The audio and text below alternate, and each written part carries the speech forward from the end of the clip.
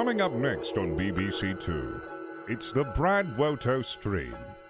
But first, it's time for What's under the orange flannel?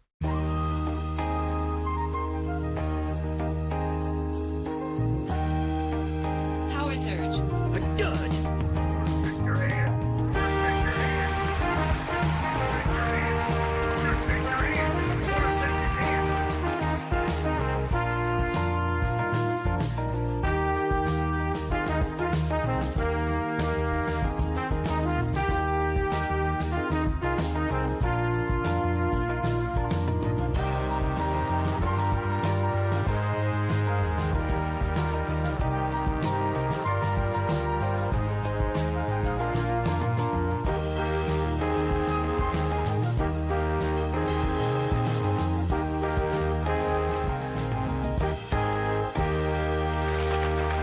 That's right, ladies and gentlemen, it's time to guess what precisely it is that I have placed under the orange flannel this week. Every week I forget to load up a song for this because I have a different profile set up for Sundays, you know?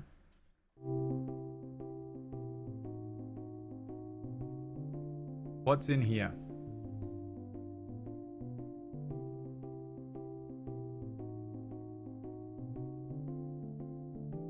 It's unbendable. But what could it be? A tube of toothpaste, a marker, a spoon,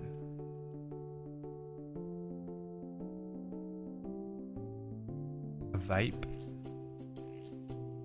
paperweight.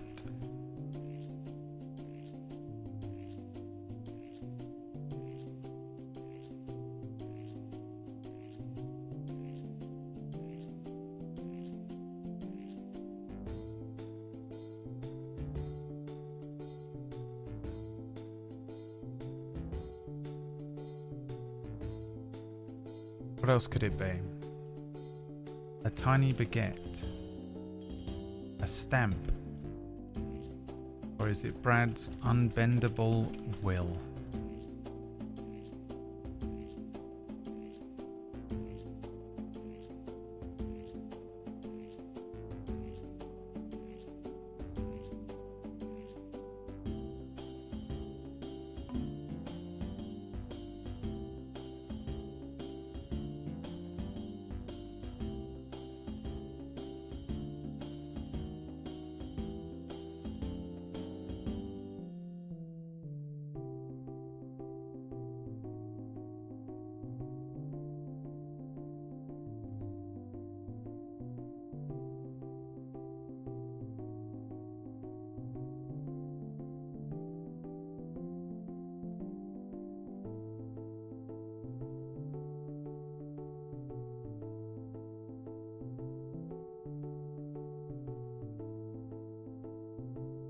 A tiny baguette. I can reveal to you now it is in fact another orange flannel. Coming up next on BBC Two, it's the Brad Woto stream. But first, it's time for What's under the orange flannel?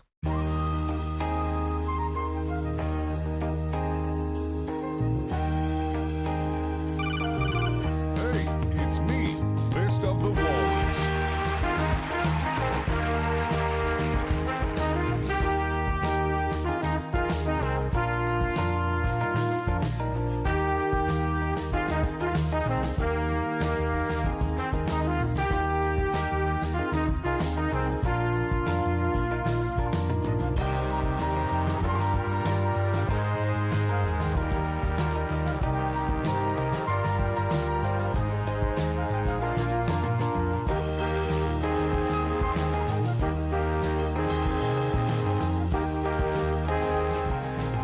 Check it out. It's worth What's under this orange flannel?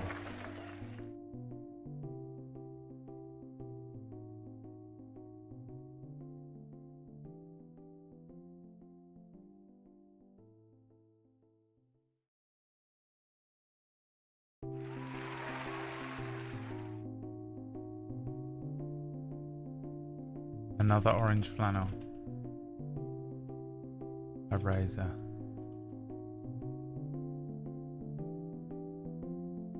A Werther's original. A free wheel spin. Fun-size Mars bar. A toothpick. 28 stab wounds. Nothing, you fools. What do you think is under this orange flannel? The second.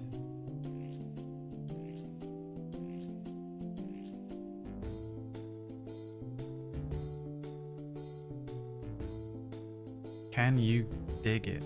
Can you dig it? I've been watching Luke Cage, and the moment Diamondback shows up, he says, "Can you dig it?" And I was so proud of him and so happy to hear it. It's fucking Tylenol. I'm so American.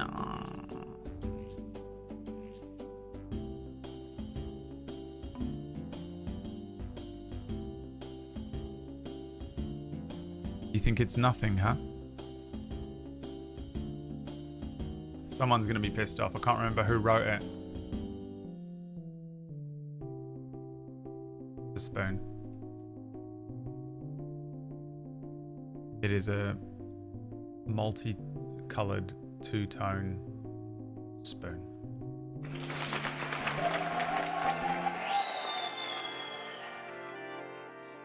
Hi everyone, welcome to the stream. It's Sunday. I'm absolutely exhausted. Absolutely exhausted. Had a day off yesterday and I felt really good yesterday, but today I feel fucking tired. I was hoping that a walk would wake me up and it didn't. I'd say if anything it made me feel more tired.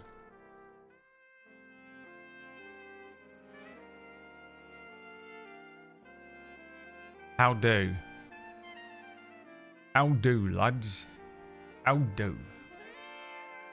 Hi, Ira Scarlet. Chromatic metal. It's a spoon with the CSGO skin. Yeah, it really is. It's a radar spoon. It's a radar spoon. It is. Just a radar spoon. Man, I've got to sort this camera out today. I moved it the other night and it's fucked. Still fucked. A shot of ginger juice will perk you right up. Is that true? What does ginger do? Will ginger wake me up? Yeah, it will.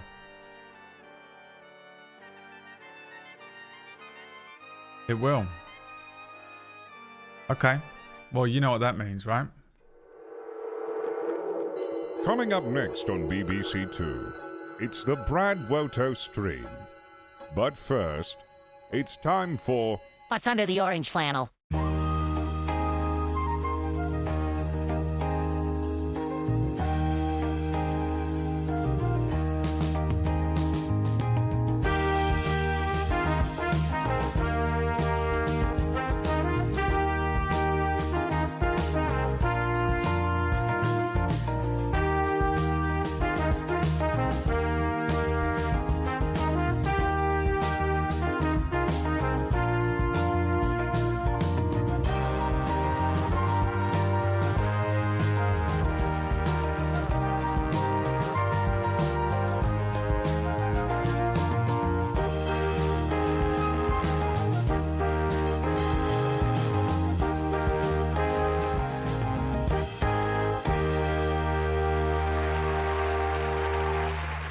Hold up. Hold up. Hold up. Yes. Alright, what's under the orange flannel?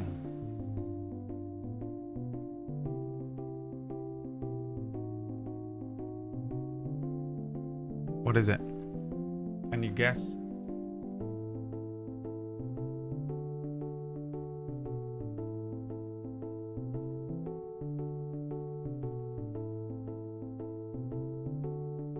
Confusing, the new Hearthstone season has teams. They've had that for ages. Haven't they? Floss. A sponge. Hold it up again. No. Ginger. Vitamin C. Mild paprika. Kit Kat.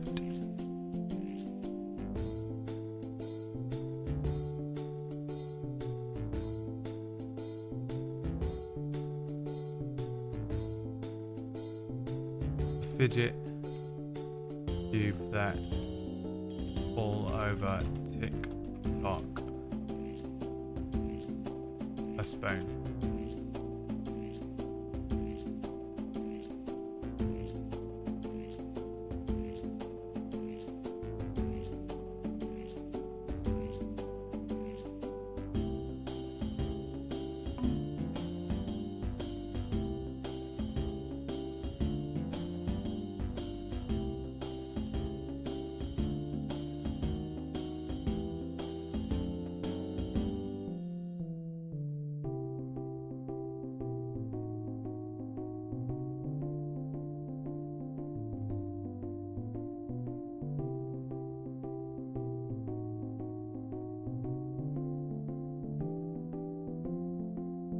What's in there? What's under the orange flannel? My Ben Starr impression coming through. Torgal, what's under the orange flannel? Torgal. To me, Torgal.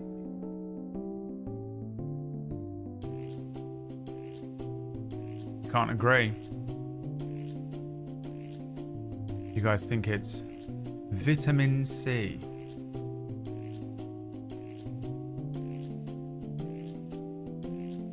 It is in fact a ginger herbal tea with honey from Dogadan.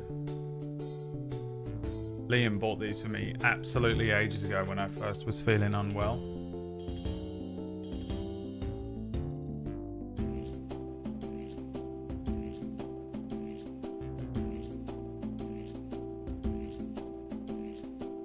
I feel naked without a cap on.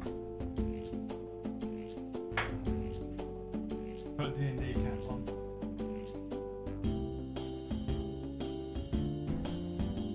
He's back.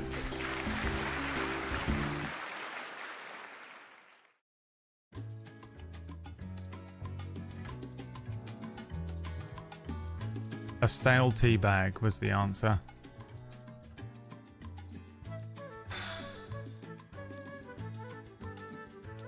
Hi everybody, welcome to the stream. I don't know how long I've got in me today. I don't know what's happened. It has to be the heart medication. There's only one thing in the world that makes me feel like this. And it's the heart medication. There's lots of little people going up and down on blue and yellow boats on the river today. They're like racing or something. Birth tax. Damn, son. Holy shit. How old are you now? 28. Jesus Christ. I can end the stream now. I can just go. 29, baby. Oof. 1 year closer. 1 year closer. Oh. And are you happy with your life at 29? If you look around you, is it everything you hoped for? Everything you expected? Everything you wished for at 29? How do you feel about your entire life? Lux, happy with it? No? Okay. Next question. Oh, dude, it's fucking brutal, isn't it? The worst question you can ask someone on their birthday. Did you all go and watch Wax Stevens' birthday stream yesterday? I didn't. I wanted to, but then yesterday I took a day off. A real day off. A real one. W in there. If you're from sort of South London, you're from North Kent along the river somewhere, you'll say real. The W in there. I took a real day off. I I've been working so hard for the last couple of weeks to just bang out an extra table story show out of nowhere called Non-Canon, which was on Friday. Which was really fun. I really enjoyed it, but fuck, man. It's so much work to put together an entire table story show in 2 weeks. And I needed to, I promised myself a day off on Saturday, and like a real day off.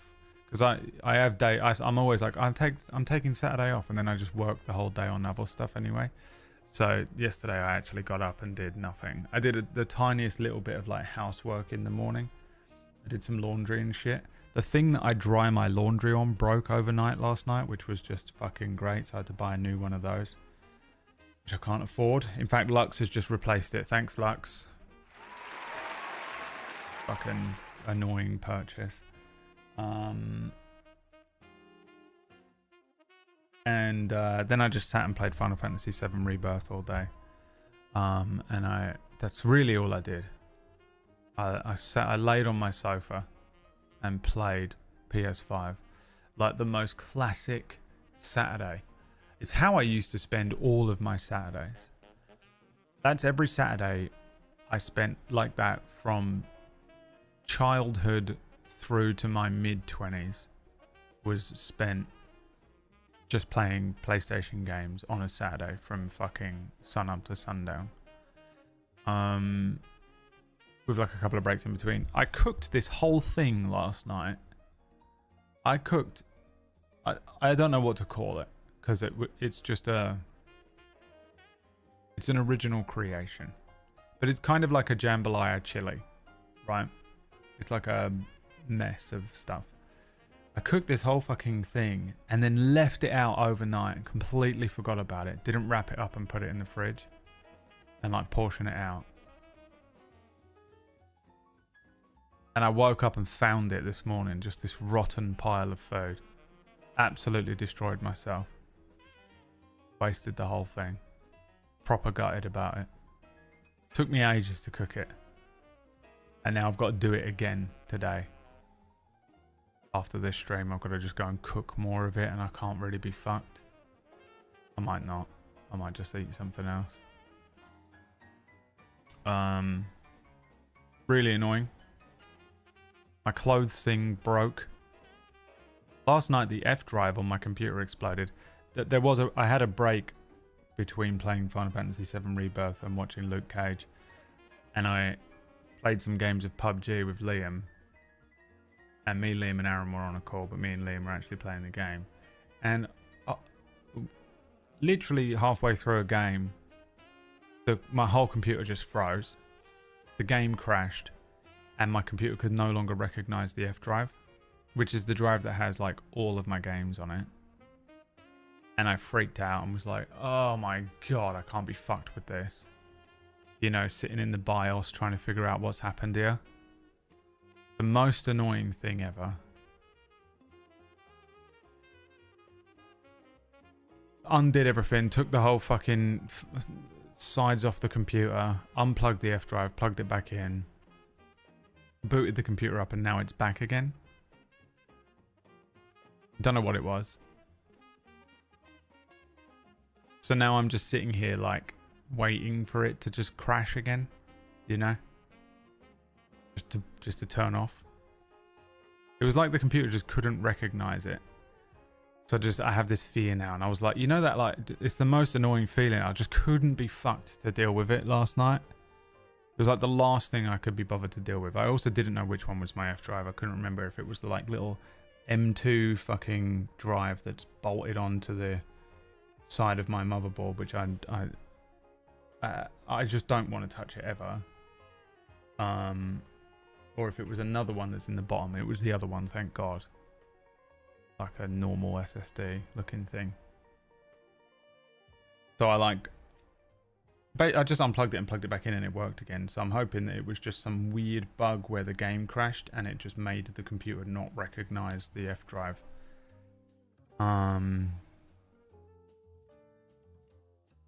So in order to stress test it, I've installed 130 gigabytes of Black Myth Wukong on there.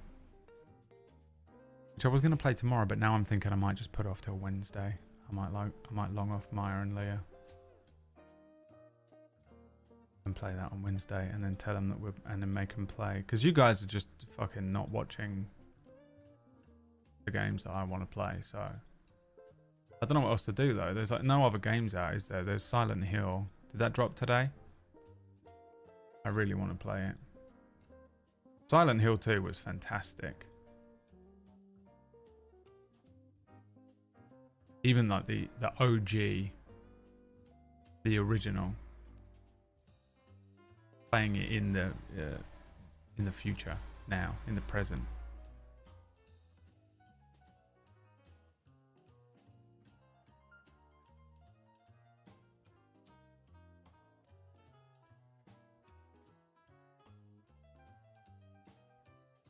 The remake is very good. Oh, it's out on the 8th. Okay, so it's just people who got it. I could ask my close personal friend Konami for a code, but not gonna.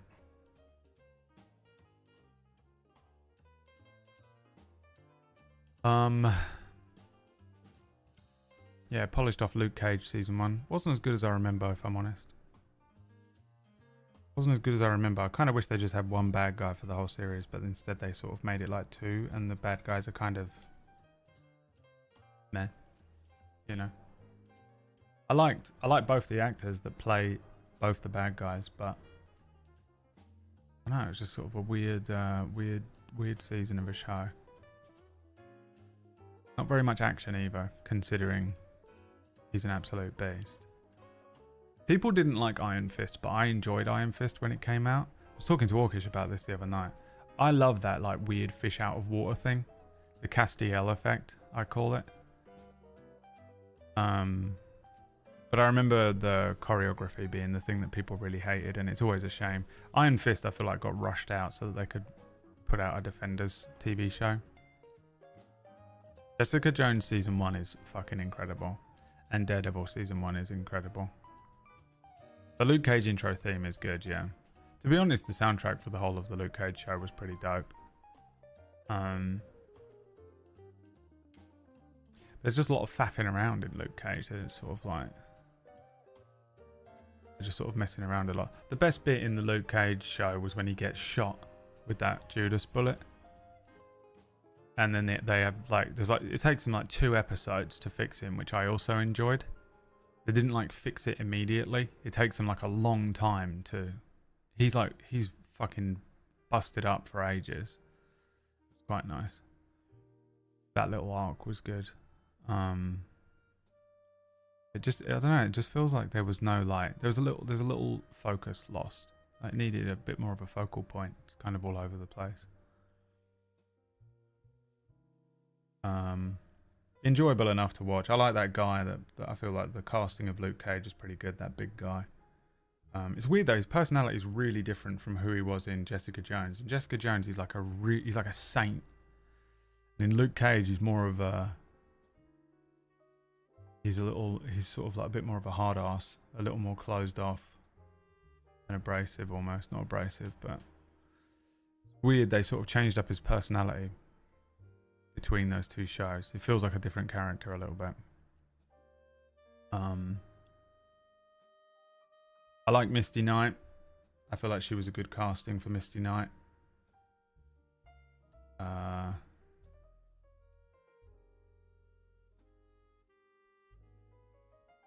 it. I've got no review of it really. It just wasn't as great as I remember, but it was easy enough watching. I'm on to Iron Fist next. I don't remember much of it. I remember I remember everyone hating it and me not agreeing with the hate as much as everyone else. I'm not bothered about Danny Rand. I liked Colleen Wing. I'm a fan of Jessica Stroup because I used to watch 90210 and it's one of the funniest shows I've ever seen in my entire life. There's another guy in it, that other actor who's so fucking good in everything ever. Iron Fist. Fuck is his name, man? Never remember his name, but everything he's in, he's so good. Tom Pelphrey is his name. This bot. Him. He is so good in everything. He's great in Ozark. He's great in Outer Range. He was great in Banshee. He played like a fucking reformed neo-Nazi kind of character in that. I think he's brilliant. I can't believe he's not a bigger, more famous. He should be like absolutely top bollock.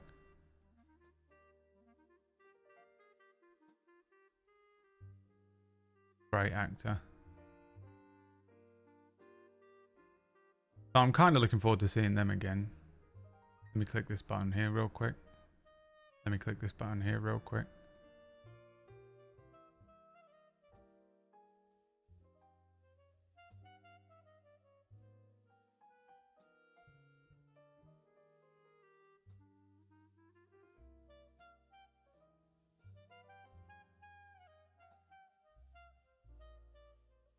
Alright, let me take the tea bag out of this. Ginger tea.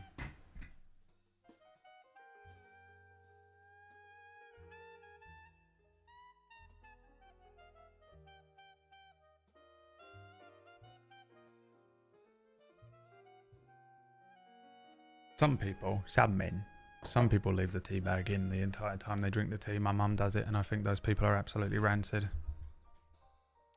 I think those people are absolutely rancid, and they should not be allowed to interact with normal society. I watched the end of Rings of Power as well. Doing TV review now, aren't we? I watched the end of Rings of Power and continue to feel very little about it. I watched Deadpool and Wolverine and managed to refrain from texting Greg even once. And I finally cracked on with Final Fantasy VII Rebirth. I feel mentally strong enough to be able to play it, so I am. And that's all I did yesterday, man. Just really laid around doing nothing. Had a couple of moments of unbelievable stress when my F drive exploded. And then it healed itself. So it was pretty great. But I really needed a day off. I honestly don't feel like I've recovered. Me and Liam have been talking lately about how, like, there's recovery and then there's rest. You know? I'm nowhere near rest. I need another day off, really. I actually think tonight I might not do anything. I sort of had a couple of plans in the back of my brain. The CIA put a chip in my brain of like doing some stuff tonight, but I think I might just fucking lay on the sofa some more. Try and get some recovery. Because I've worked non-stop. I was getting up in the morning and working on stuff for non-canon, and then I would do a stream, and then I would work on stuff for non-canon or Cura, and then go to bed, get up, start on working. It's so much stuff. Like it's bizarre because when you watch non-canon, you'd think really not a lot of effort went into this fucking thing, because it isn't really as flashy as any other table story shows.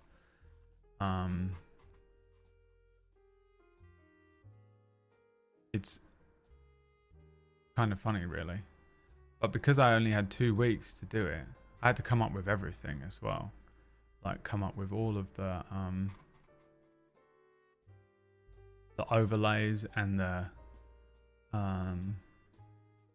story, you know. We had to get this fucking working. I had to capture all these cams. I have to make this fucking bullshit. I have to make this bullshit. I had to fucking learn an entire new software.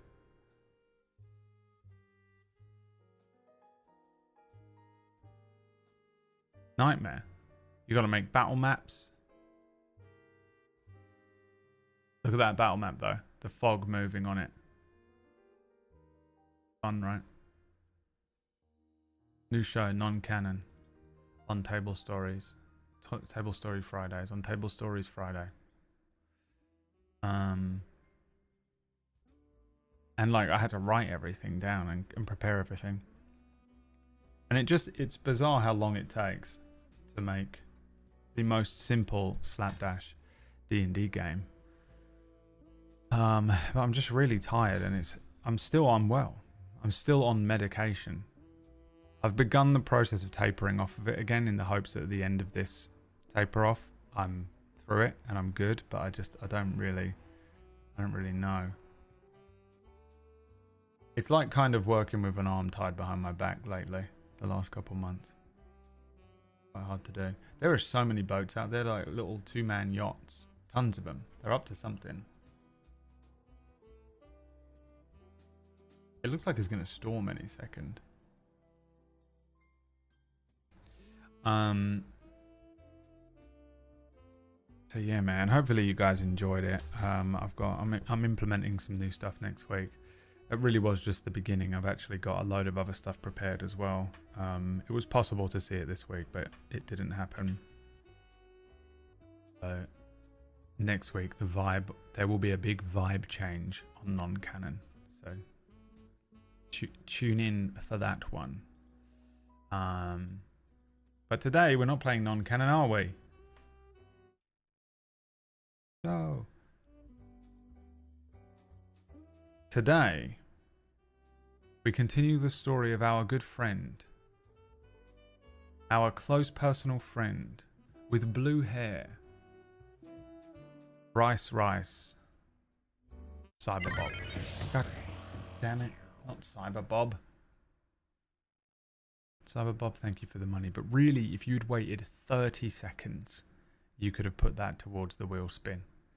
And really, Cyberbob, I don't mind, but Shadow is furious with you.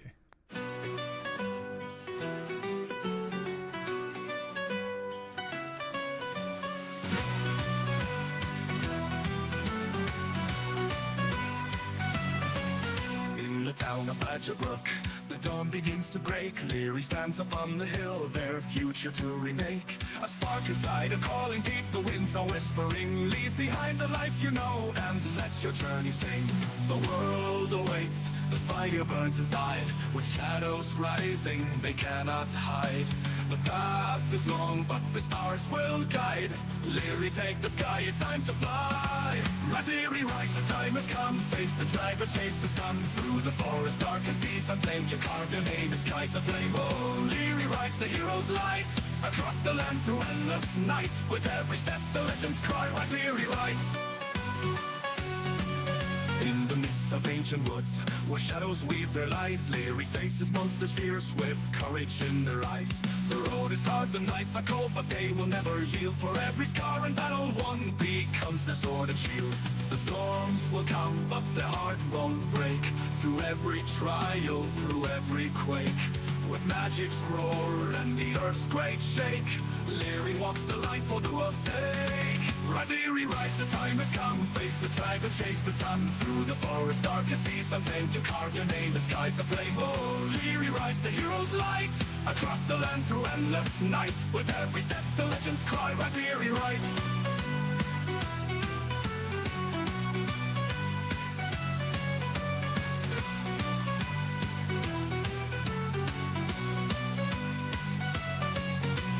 Mountain tops to oceans wide, with wings of hope they soar and glide.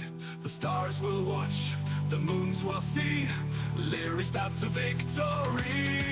Rise, Leary, rise, the time has come. Face the dragon, chase the sun. Through the forest, dark and seas untamed, you carve your name in skies of flame. Oh, Leary, rise, the hero's light. Across the land through endless night. With every step, the legends cry. Oh, Leary, rise, the hero's light. Across the land through endless night. With every step, the legends cry. Rise, Leary, rise. In the midst of ancient woods, let the echoes ring. Through the world where heroes sing, the journey calls the flames to rise. Now's the time, Leary, rise.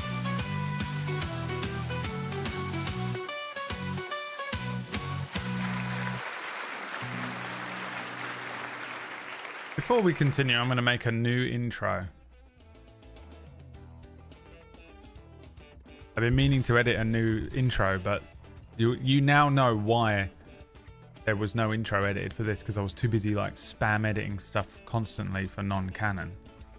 So now I can actually work on an intro for this. There hasn't been one for 2 weeks, 3 weeks, however long we've been doing this. I'm gonna make a whole new song right now.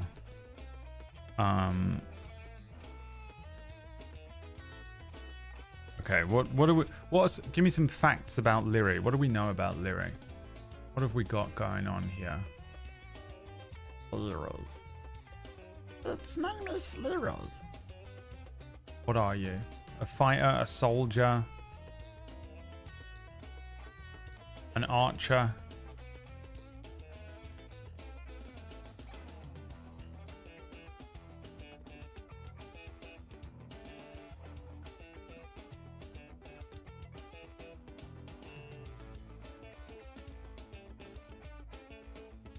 Always run straight into danger. Great. Yep. Somewhat clumsy.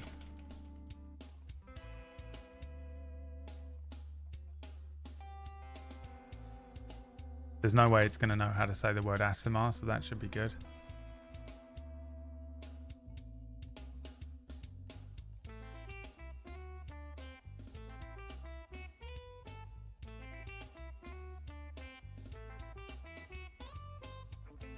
Wild magic occurs around them constantly.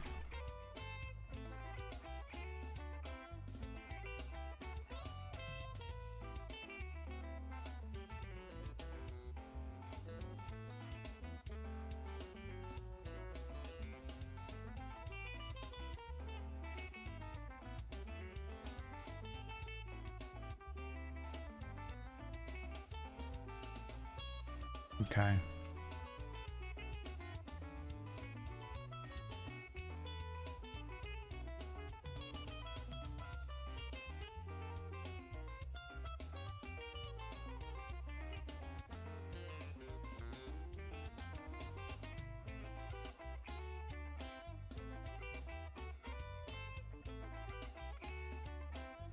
Let's see. And do we still want it to be Rice, Lyri Rice? The chorus.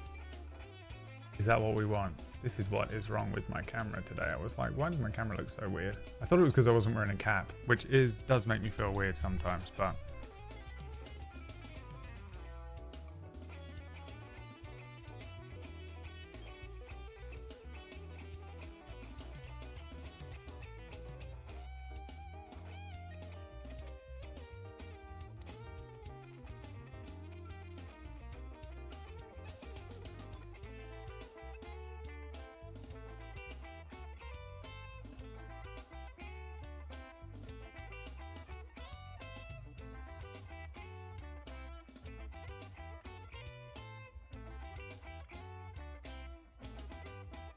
right, let's see. Let's see what the thing comes up with. In fact, I'll let it come up with whatever it wants to come up with, and then I'll change the lyrics if I want.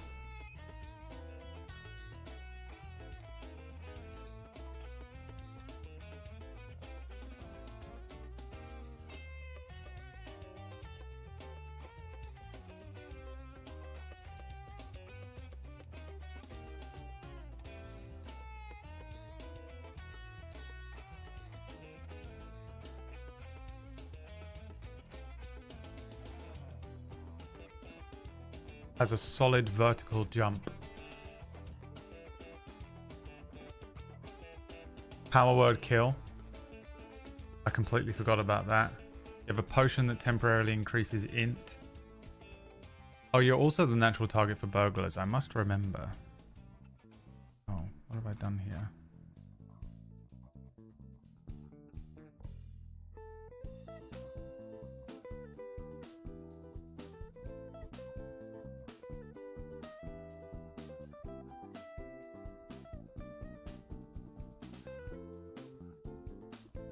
Why has it done this?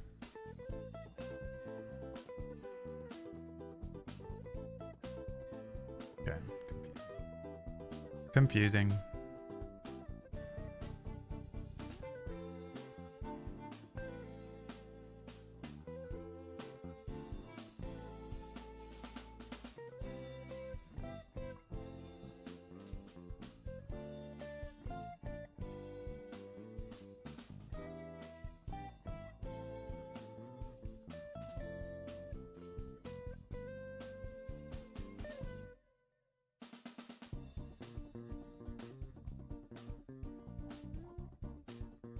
Let's see.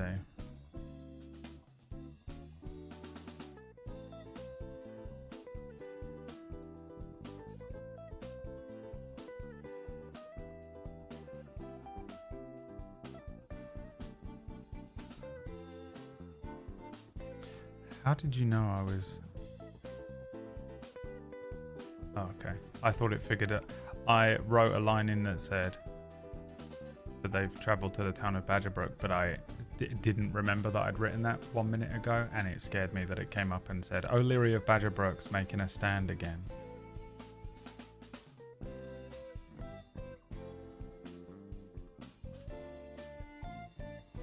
I'm actually going to put the words rice.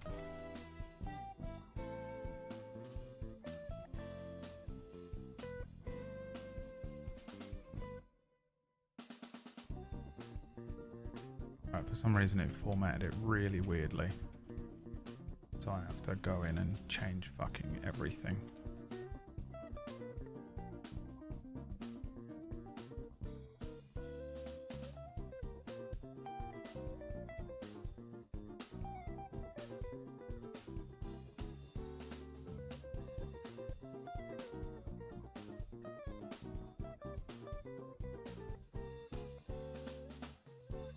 Again, I would normally show you the Suno process, but I've got some secrets on there that I don't want you to see for upcoming D&D games.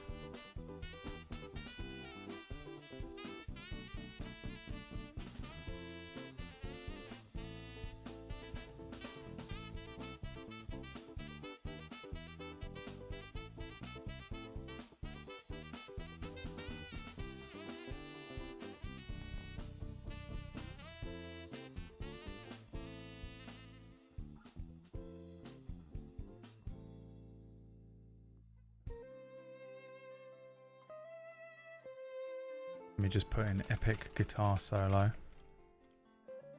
See if it knows what that means. Rice, Leary, Rice. So it's spelt officially now. It says Rice.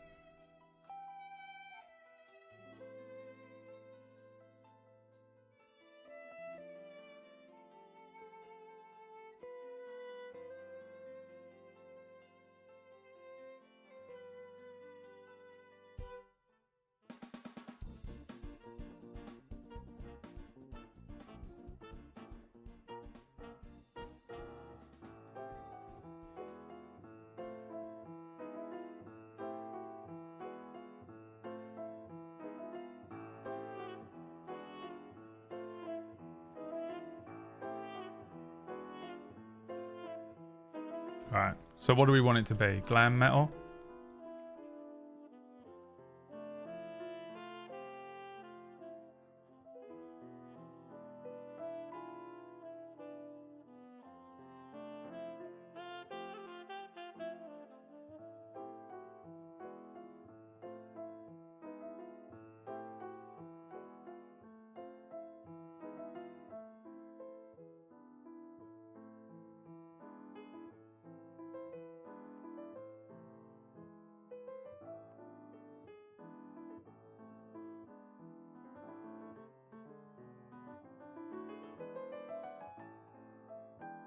It's cooking. It is cooking.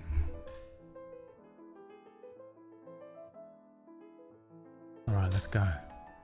While it cooks, every 10 subs we'll play one until we pick one that works for the new intro. And while it cooks, we continue.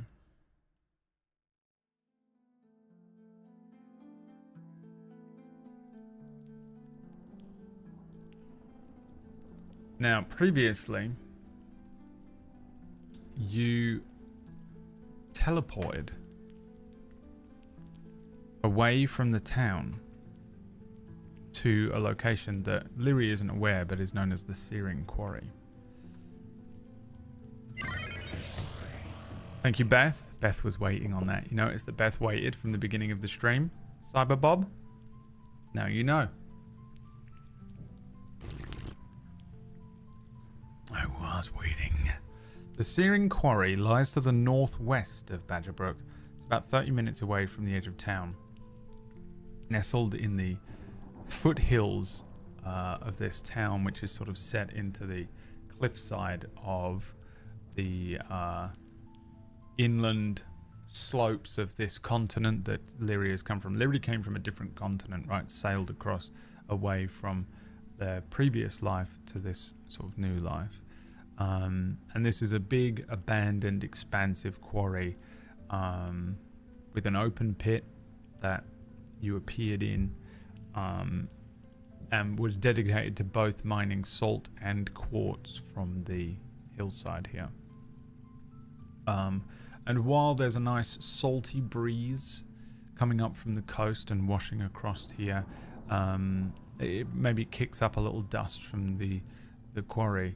There was a more dangerous scent. A gas was leaking along the lower part of this quarry, immediately assaulting Lyri's senses. Lyri came under attack from two snakes. These two snakes rushed at Lyri. Lyri had to fight these two snakes off, and did so successfully, but it was a bit of a fight. Lyri took a rest, then attempted to try and figure out whether this was the quarry that they were looking for. Lyri has been looking for the resistance. They received a sort of a, or they came into possession of a letter for sort of designed for mercenaries, which is what Lyri is now, to seek out the resistance in Badgerbrook, and that when they arrive, they were to follow this little rhyme that says, "In the hills where the stone meets salt, find the old tunnel where miners hold. The path to freedom starts in dust. Seek the hammer that's turned to rust." Doing so above like one of the openings to the mine, Lyri was able to find a sort of an emblem of a rusting hammer. Assuming this to be the entrance to the tunnel network that they needed to find to try and find the resistance, Lyri, rather than trying to get smart about this, as they are wont to do, simply just jumped down into the poisonous smog and rushed into the tunnel, which is where we pick up today's game.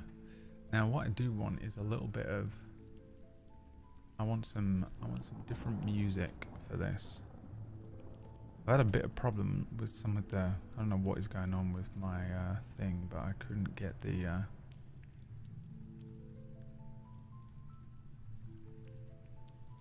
music to work last week, and then I also couldn't get some music to work on Friday. It was really annoying.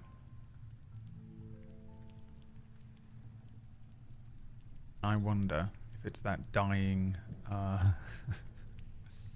hard drive or not.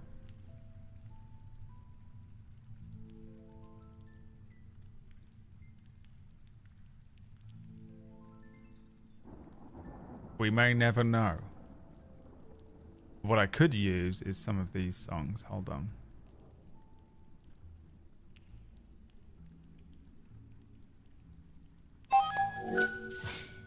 Wait. Hold the line. What is this song? I think this is from Final Fantasy VIII.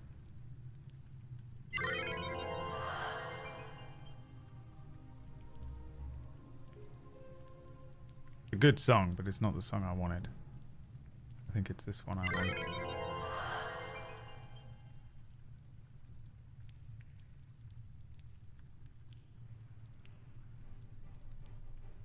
Nope, but it'll do. It'll do. Let's go. So, stepping into the tunnel here, poison fills the air. Toxic. Lyri struggles against the thing. Now, last week you already made your check, didn't you? Right? Did you? I made you make a check. Maybe I didn't. Oh yeah, I think I did. And I think you passed the check. Nayanar, thank you so much for the gift sub. Shadow, my friend. Beth. And you chose to take damage. Oh, right. Yes, that's why you're on 5 HP of 11. So Lyri may be bringing like part of her clothing up over their nose, takes in a mouthful of this poison, this hazardous, poisonous, toxic fume, and rushes forwards into the tunnel. We're going to start out here today with the fact that this tunnel is pretty dangerous. Even outside of the poison, it has become worn smooth by salt and water from rain, parts of it slick with condensation. The footing here is pretty treacherous as you have to maintain balance now, descending down into the tunnel. And I'm assuming here that Lyri is moving quickly to either try and get through the smoke or find the source of the smoke. So we're going to start today off by having you all roll some dice for me. It is time for an athletics or an acrobatics check for Lyri. And let's see, you have a +3 for athletics, +2 to acrobatics, so we'll do an athletics check. So you can start rolling immediately, and we're going to spin the wheel. +3 to your athletics check. We can take the first roll, I think. Oh, your next roll's a natural 1. And it would have been a 2. So it's either a 5 or a natural 1. This is a devastating failure. An absolutely devastating failure. Lyri rushes into this tunnel, hand up over their nose, as this smoke and everything is just the poison is kind of assaulting their senses. The DC was 14 as you have to maintain your balance. Unsuccessful once again. Lyri with the most devastating rolls of all time, but also I think we can all thank Beth, can't we? I think we can all thank Beth for this one. Beth, you need to pull your socks up and get a grip, because this was a natural 1, and I think since you were the last person, this natural 1 is on you. A horrific fall. You're actually going to take some damage here. Now this could kill you. 1d6. If you roll over a 5 here, Lyri is going to be KO.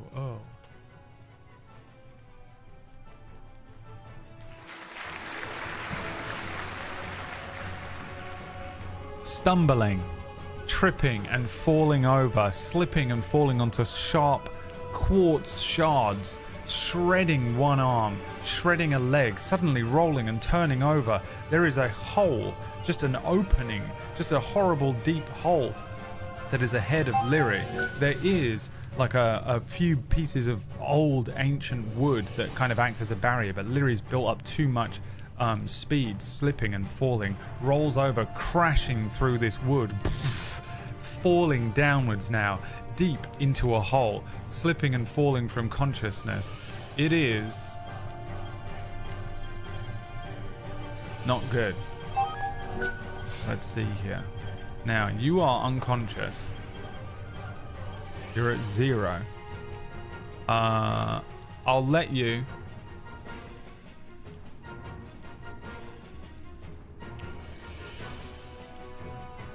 No, I won't. I was going to let you make a check, but I'm not going to. Let's see. Let me see what happens here. I think you fall into a separate... You know what happens here? There's a splash of water as Lyri falls into an underground river. Now, I see what you're trying to do here, and I'll let you spin the wheel now. Lyri, underwater, turning over, unconscious. Can this do something to save them? A potential new scroll. I'm guessing this isn't going to do much to save Lyri. Beth, trying to make up for that natural 1. Dex Ollies, Ollie's into the chat room with 5 gift subs. Thank you very much. Becca, Danny, thank you very much for the subs. Let's see here. So,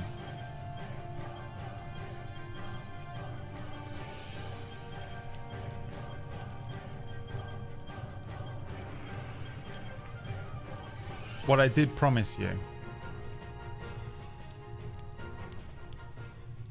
is that we would play one of these songs. Let's see what this one sounds like.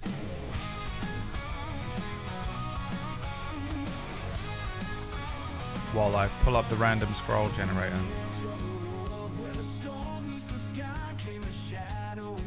Okay. Summon lesser demons.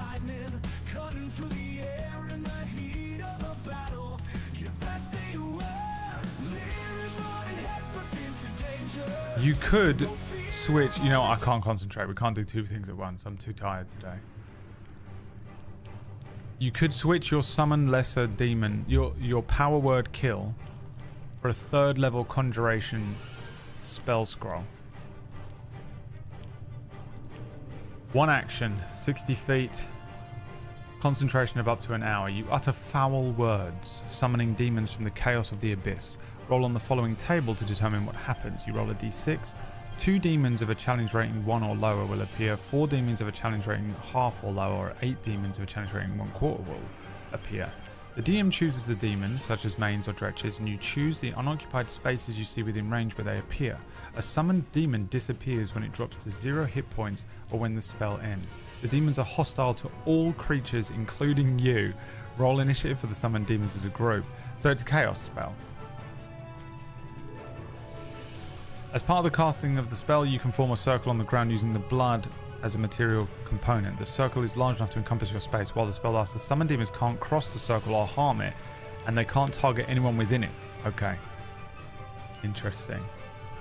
So, would you like to... This isn't about using the spell, Qmargi. This is just whether you want to keep the spell. You can have 1 spell on you at all times.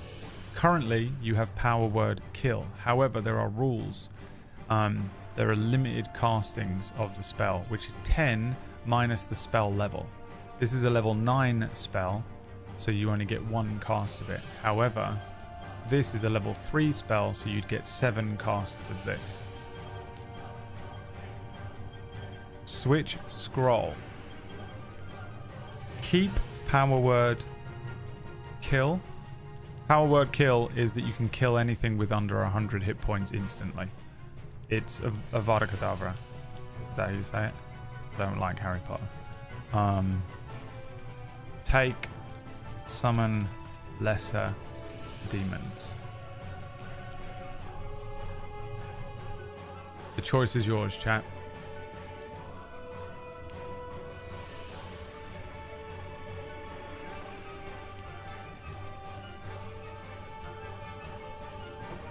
The choice is yours to vote on.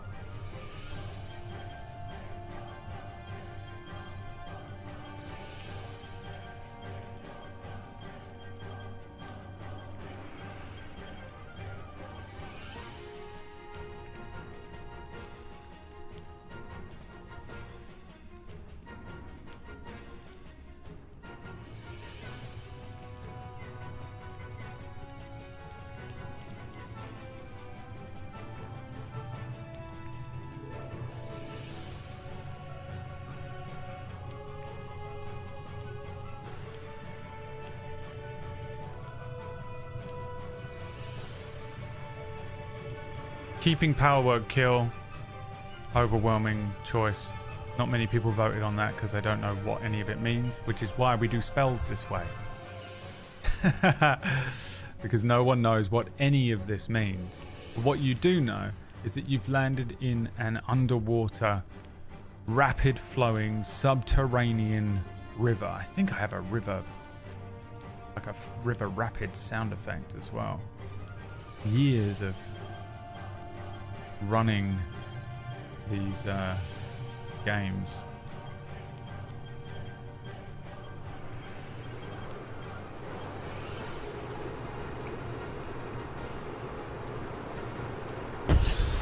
Splashing into the water.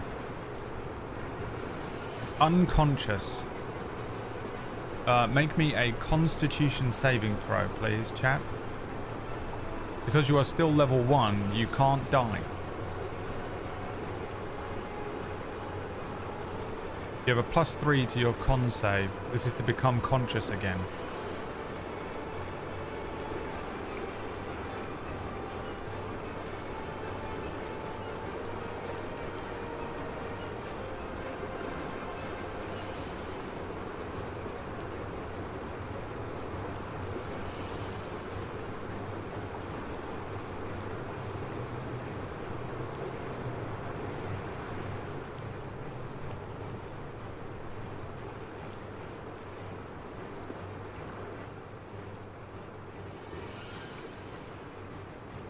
Keep rolling until you see a winner appear.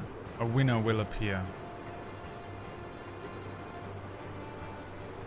And we take the second roll, so we flush out the first roll. An 11 +3 is a 14. That's enough.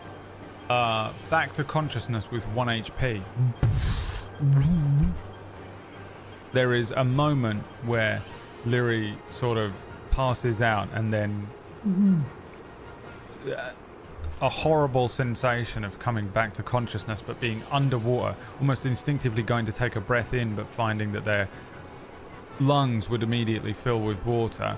There is again another secondary sensation of being pulled along this rapid flowing subterranean river that is tossing and turning Lyri about in the current. It's time to make some very quick decisions to navigate the rapids here.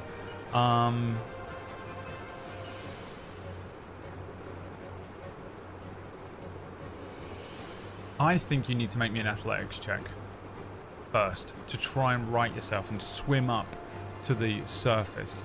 Let's start with an athletics check. Or a strength save would work, but it's the same thing, so +3.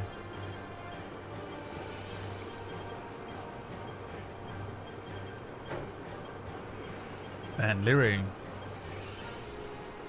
really gets into it every week, huh?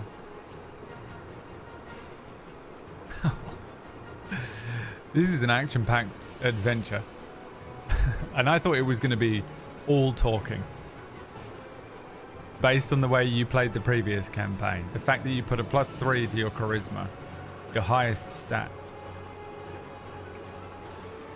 Jesus. When's the K-pop episode? It's on its way. It will happen. That much we know. That much we can guarantee. Thank you again for the subs. If we get enough subs today, I can justify sitting and editing an intro, a new intro. Also, every time you subscribe, we spin the wheel up there. And you get random things. Lyri really needs a sword. Oh no, you got a rapier, didn't you? You actually do have a weapon now. So really all you need is some magic items. Maybe I can mess with the weight of magical items.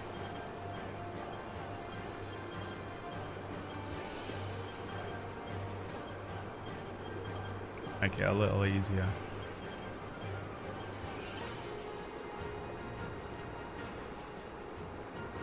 A 7 +3, you just about make it. There is a the water rushing about. You stand at, you've already got 5? Okay. Here we go. Breaking through the surface orienting themselves quickly to avoid becoming overwhelmed by the water. The current pulling Lyri downstream. Ahead of Lyri, they see a sort of fork in the stream, left or right. First, we're going to spin the wheel. Magic item. It's an encounter. In the water, rushing behind Lyri, suddenly, tentacles whip out. Whipping out. Fucking Ultros. You remember that bit in Final Fantasy VI? Is that his fucking name? In the river? You get whipped down the river and that fucking thing comes after you? Goddamn Ultros. You don't know what Ultros is, it looks like fucking this.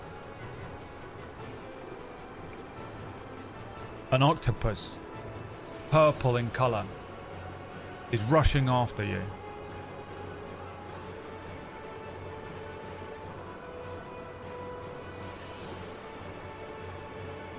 Mid-journey. Ultros from Final Fantasy VI.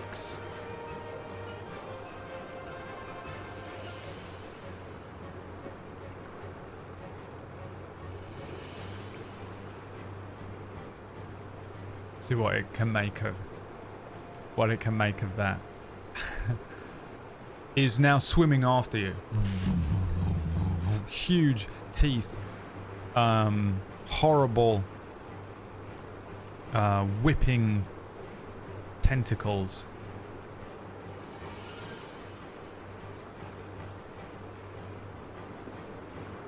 I think I'm just going to have it become part of this chase.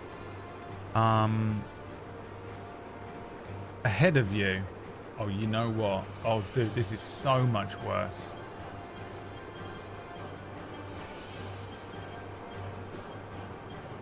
Ultros in this universe, fucking this is what's behind Lyri. A purple monstrosity. Ladies, I got one of those. Rushing after Lyri in the water. If it catches you, it will become a boss battle. Even though you rolled an encounter. The encounter is that this thing is chasing you down river. Increasing the DC of each challenge placed before you. The river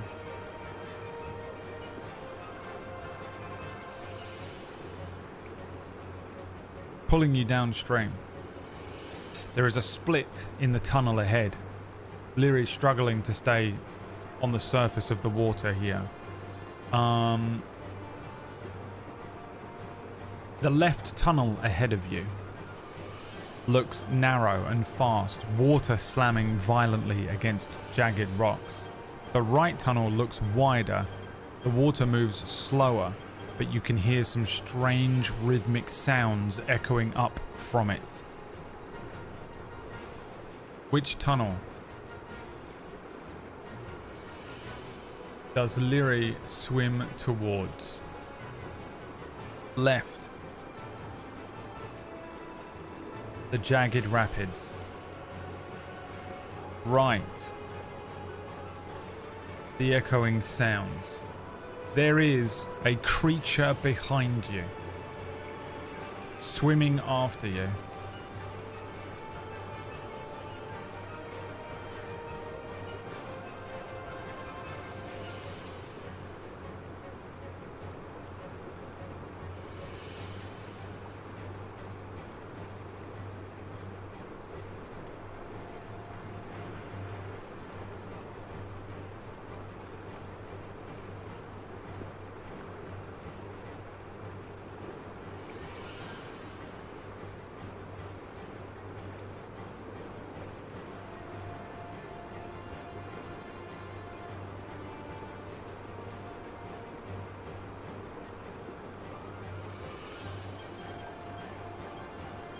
You're on 1 HP.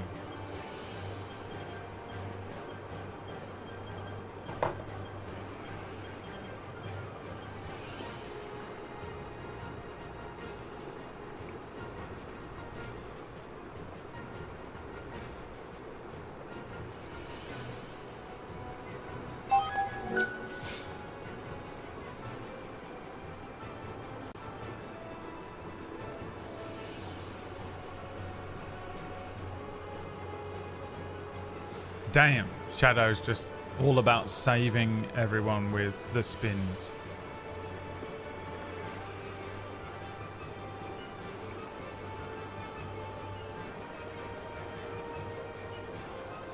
The demonic creature Ultros.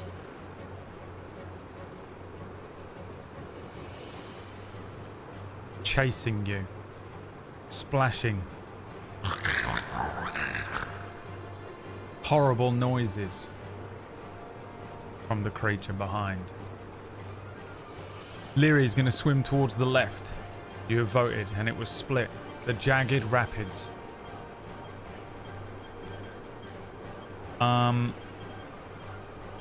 Let's see here. I need a perception check. Start rolling. We take the second roll. Exclamation point, roll d20 in the chat room to get a perception check off. You have a +2 to this. +2 to this perception check.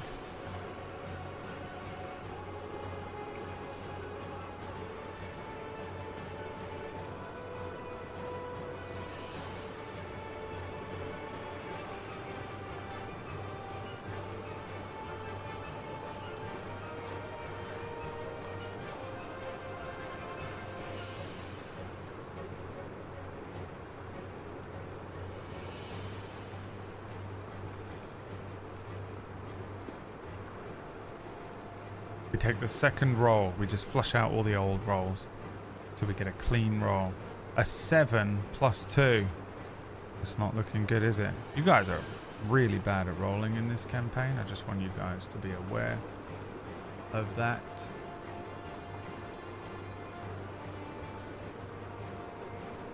Jesus Christ, why? What the fuck is going on? I've been really enjoying using the Foundry and the Forge for the other thing. We're back on Roll20. Okay, so that's a 9. That's a fail. You don't see the things here that may have helped you. So it's time for an athletics check. The DC significantly higher. You have a +3 to your athletics checks. Lyri is in good shape.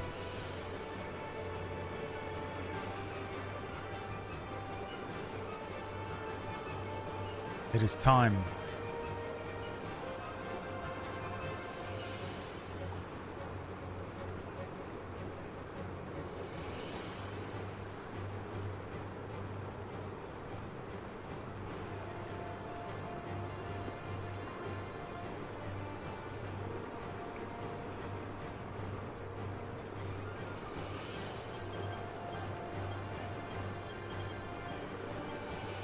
It is time. An athletics check, please. A 16. Nice. Grand total of 19. There are jagged rocks all over this part of the tunnel as Lyri swims, pulling themselves towards the left and being washed down into the left tunnel.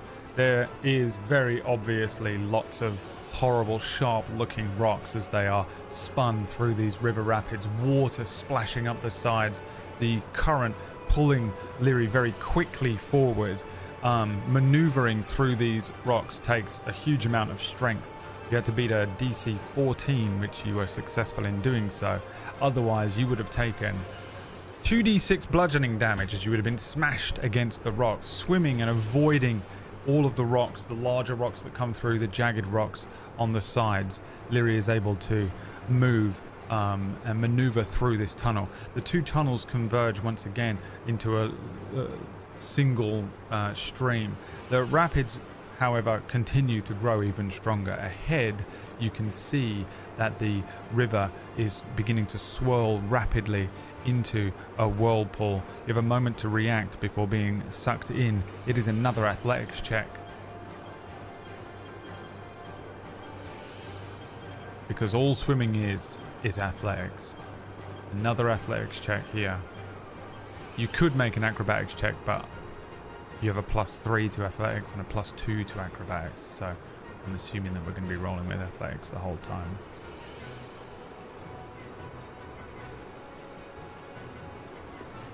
We won't take that 13. We will take the next roll. Thank you again for the subs, boys. Subs, resubs, they all go towards spinning the wheel during D&D on a Sunday. I very much appreciate everybody coming through and subbing. This is how I now make money. I exclusively make money through D&D on Fridays and Sundays. If you want to support the channel, this is the time to do it because you actually get something back. Or at least something fun happens. I don't know. If you feel like you want to justify it, I appreciate it either way. What have we got? A 9. Ooh. What was it? A +3. So that's a 12. You narrowly avoid being sucked into this whirlpool, swimming with all their might. Leary pulling at the water. You can see the blue hair flying everywhere, whipping into their eyes. The bow and arrow, the quiver, arrows being pulled out all over the place. Items that are just varying random things being pulled out of your rucksack as Leary swims against this whirlpool. The whirlpool turns around. There is a moment where it looks like Leary's about to be dragged into this thing, but they're actually kind of ejected from the whirlpool on the other side. The creature is pulled into the whirlpool and slowed for a moment. You see it continue to swim towards you, its horrible tentacles whipping out and grabbing at the rocks and pulling itself from the whirlpool as Leary swims further down the tunnelway here. The river begins to fork once more. There is a tunnel on the left that begins to glow very faintly with a sort of eerie phosphorant light, whereas the right tunnel is pitch black and ominous. There is it's possible the faint light could indicate a way out, but the dark tunnel could also be safer from unseen threats. Which tunnel does Leary swim towards this time? Left tunnel, which is the phosphorescent light, or the right tunnel, pitch black? The choice is yours.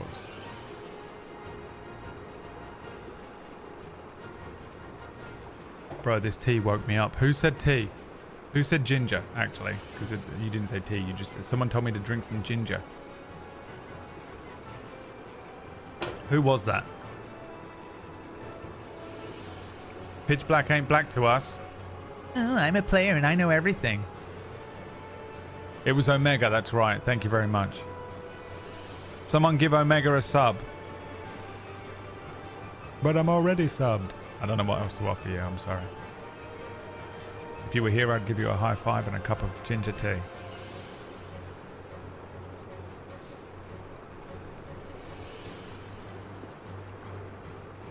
The classic player doesn't understand magical darkness mistake. And everyone gather round. Gather round. Gather round. When you go into the pitch dark tunnel and it's magical darkness, that's now Plumrug's fault. It was normal darkness, but Plumrug turned it into magical darkness, which means you won't be able to see a fucking thing in there. That's all on Plumrug, okay? He's that fucking player at the table. We all know that player. Some of us don't mind that player. Some of us fucking hate them. And at my table, that player gets subtly punished. Fucking Plumrug. Thinks they're in control. Nothing worse than a player that thinks they're in control of everything. Someone else voted in here real quick and just turned that over to a 14. We'll go down the light tunnel then. Plumrug ruined it. Let me look at the right tunnel and the left tunnel here. Oh, left tunnel's way worse. Okay. I thought so. Left tunnel way worse. A trick. It's always a trick. Oh, you want to go in the tunnel with all the nice light in it and you can see stuff? Or the horrible, scary dark tunnel? There's nothing in the scary dark tunnel, but there is stuff in the light tunnel. I need an Arcana or a Nature check. So you can start rolling and we'll figure out which one you want to use. Exclamation point, roll d20. Arcana is -1. Nature is -1. So this is a -1 check for you in this tunnel. If you'd gone down the other one, you would have needed to make a perception check, which would have been a +2.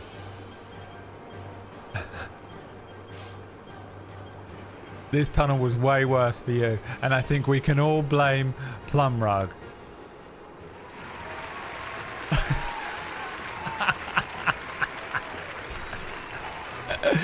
God, I love being the DM sometimes. It's just being a bastard. Such a bastard.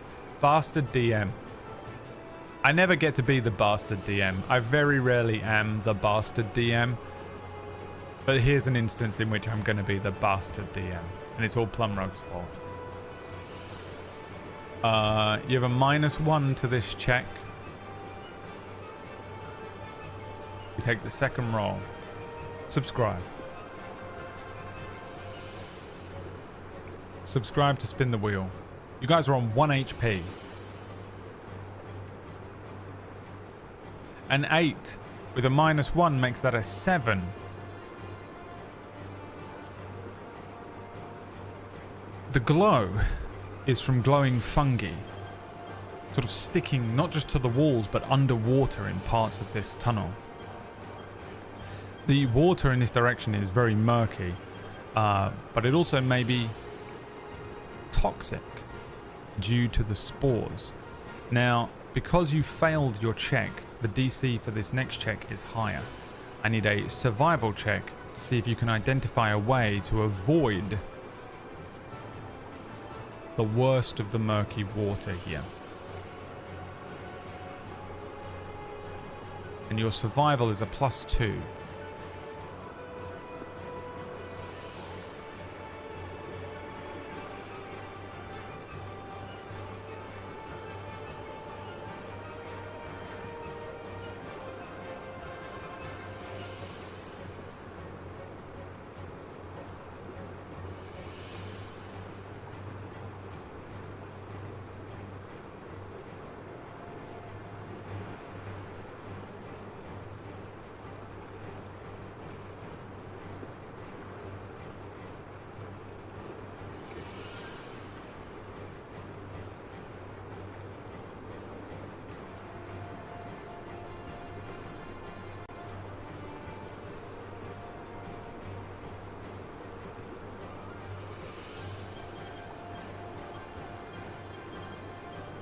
Okay. Let's see, where were you? What did you get? An 18? +2, a 20 in total. A dirty 20.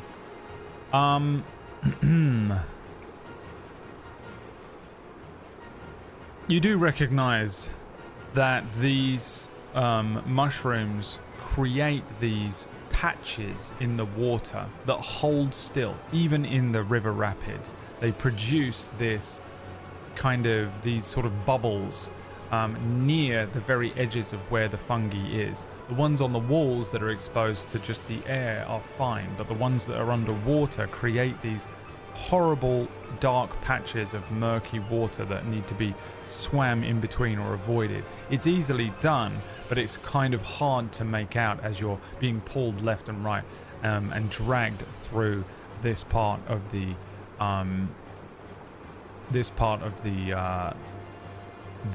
river rapids. This one is a dexterity saving throw from you in the chat room. You have a +2 to your dex saves, and the DC is lowered because you know which way you're trying to go. The DC is now only 10, down from a 14.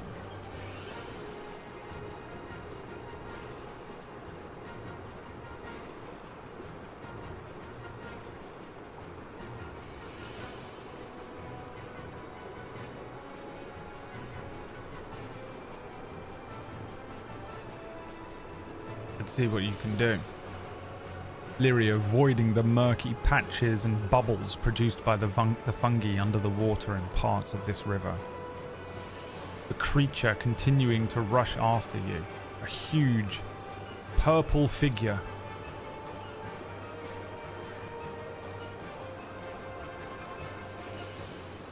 the horrific form of Ultros rushing after you in this cave.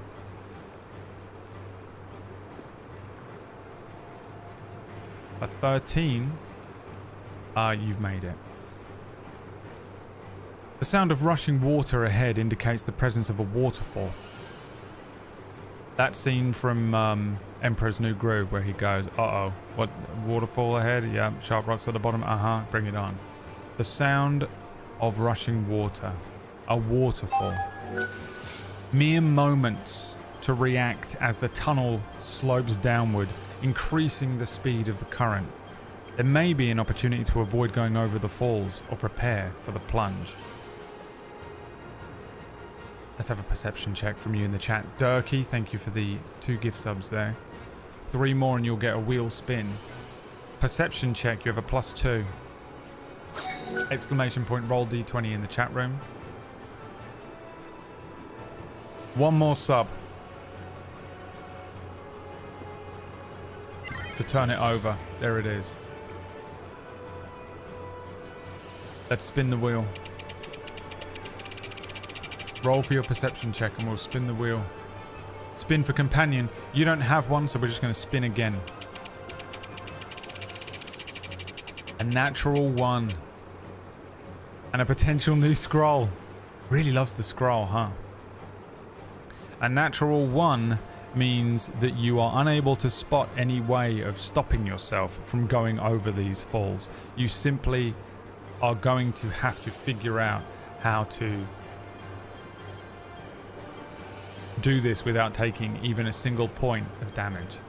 Now I'm going to roll for a random item scroll. This is the message, the sending spell. So you currently have power word kill and a refresher on what power word kill does is that essentially any creature that is under 100 hit points or fewer, you can kill instantly with this spell. Once you cast it, the scroll will be destroyed and you have to get a new one. You get 1 casting of that, or you can switch it out for sending, which is 3rd level, so you'd have 7 castings of this. You send a short message of 25 words or less to a creature with which you are familiar. So it's basically text messaging. The creature here is an SMS message. The creature hears the message in its mind. You can send the message across any distance. So that's the spell that you could switch out for if you would like. Switch spell scrolls. Take sending. Keep power word kill. You watch, the moment you use power word kill, you'll never roll for an item scroll again. What's the next character going to be? Void, how you doing?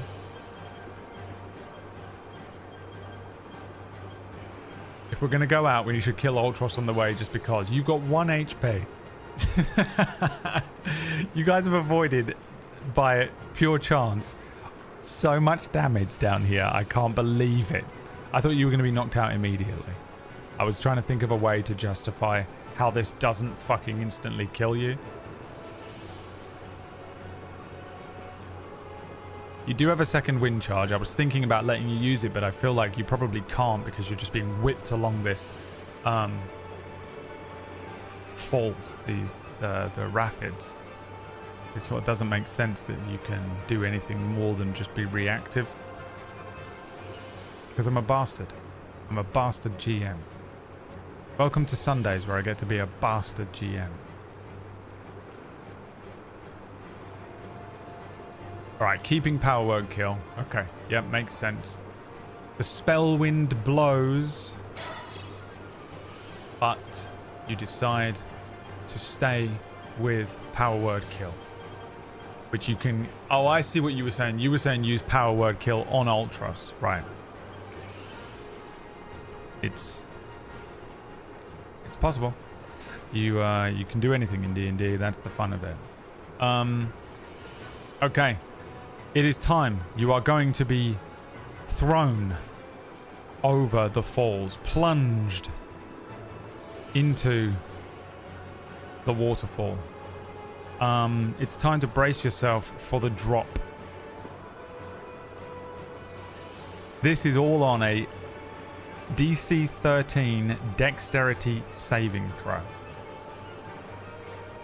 You have +2 to your dexterity as Lyri rushes towards the edge of this waterfall and nothing but air falling over the edge. You need to roll me a d20 here, exclamation point. Roll d20 in the chat if you want to get involved, and you've got to roll higher than a 13 here or be very lucky.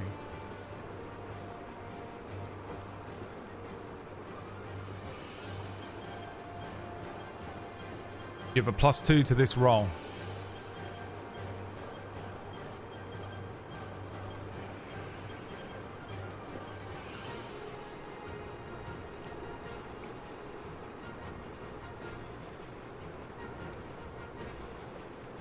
Is that the roll?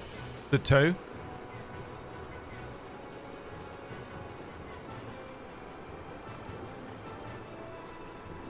Lyri flies off the edge of this waterfall, launched over this thing, spinning and turning over in the air. Absolutely no way that they don't take damage as they hit the bottom here. However, a purple tentacle whips out, wrapping around Lyri's midsection, grabbing Lyri before they strike the bottom of the waterfall, pulling them back up and engaging you in this combat. Let me see if I've got some like water-based maps that I can use.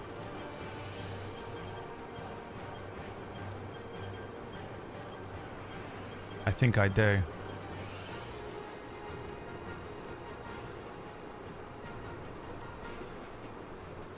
There's one. Dragged back to the top of this waterfall on 1 HP. I mean, I can't justify anything less than a giant octopus for Ultros, can I? A giant octopus. Oh, Jesus, so much giant stuff. Giant octopus.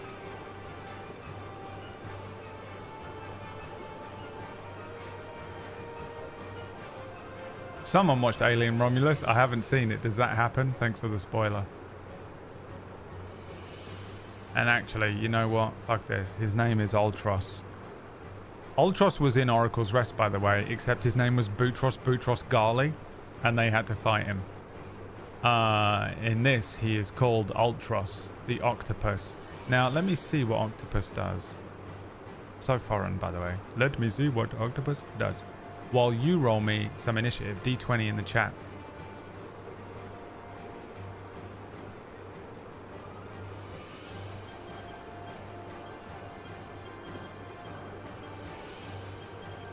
Ultros is going on a 12. Lyri has +2 to initiative. I think you're grappled. Within 15 feet, you are currently grappled.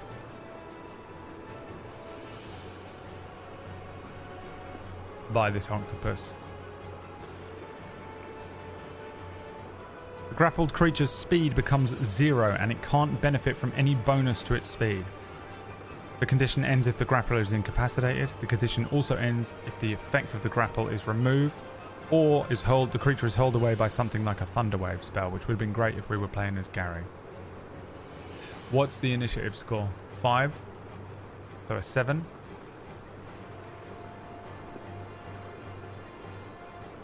That is not good for you. That is not good for you at all. Grappled.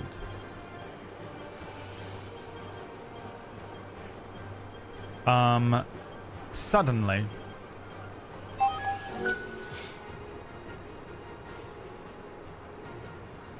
let's see, a 20-foot radius of ink bursts out from the octopus, obscuring the area. Everything within this purple circle is heavily obscured. Leary is blind in this area, grappled and blinded, and every now and then dragged underwater. It begins to drag Leary in towards the creature. It's your turn. What does Leary do? Again, you're grappled, which means you can't move. This thing has got you. Other than that, you can do all the other stuff that you can do. So, let's have a look here. The options are attack melee, which you can't really do. Attack with the bow, you can do. You can't run away, you can't disengage. You could use the scroll, which is power word kill.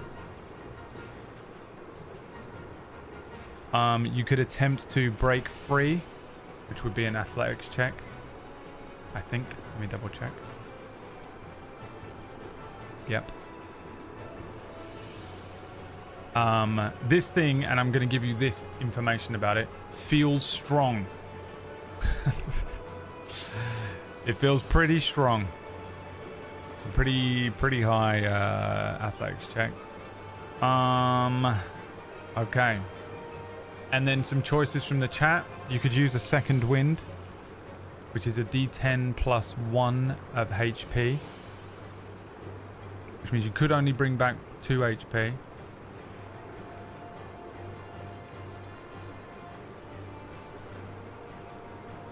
Any other options in the chat? Oh, spin the wheel. Let me do that right now because it's pretty clutch. It might be clutch. Your next roll will be a natural 1. So, anything that requires a roll here. Attacking with the bow. The second wind. The breaking free athletics check. Coerce it with charms. You could try and sing a song about 8 legs to the creature to befriend it. It's the wheel that's the problem. Theory, thank you for the gift subs. Bubu, how are you doing? Good to see you. Thank you for the gift subs. Anonymous, whoever you are out there, thank you for the gift subs. Digital Dan, thank you for the 47 month.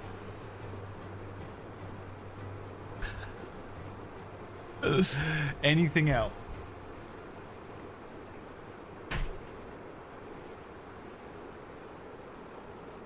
Any other options? Who's got some options?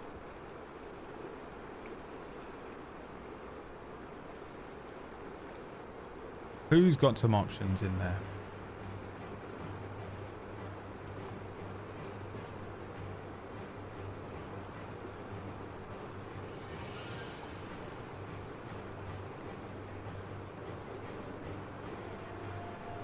Set Ultros on fire. Yeah, that'll work. That'll kill him in 50 rounds.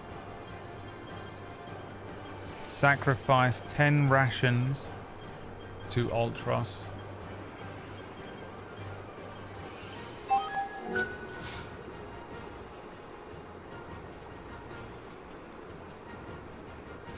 Save scum.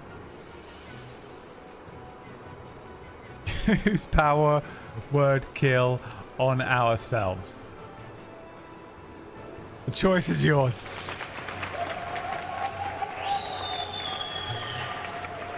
You've had such bad luck today. By the way, the next roll being a 1 has less of a chance to hit than the next roll being a 20. And you've rolled it twice. Quad Vantage is a higher roll than a natural one. Just getting something good is a higher roll than getting a natural one. An instant potion is a higher roll.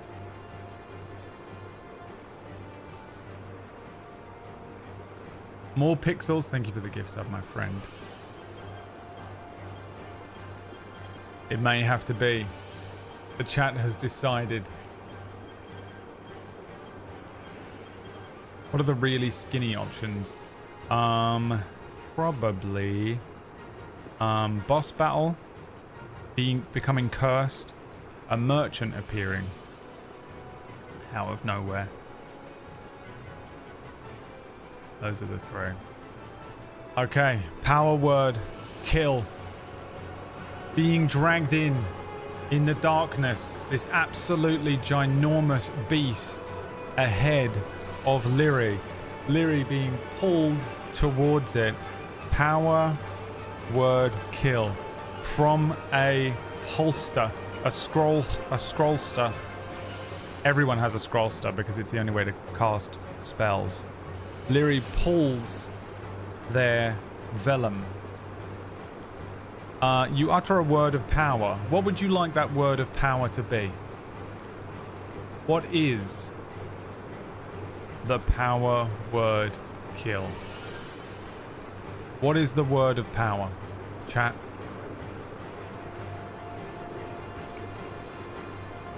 Ligma. Rice. Lyri. Gary.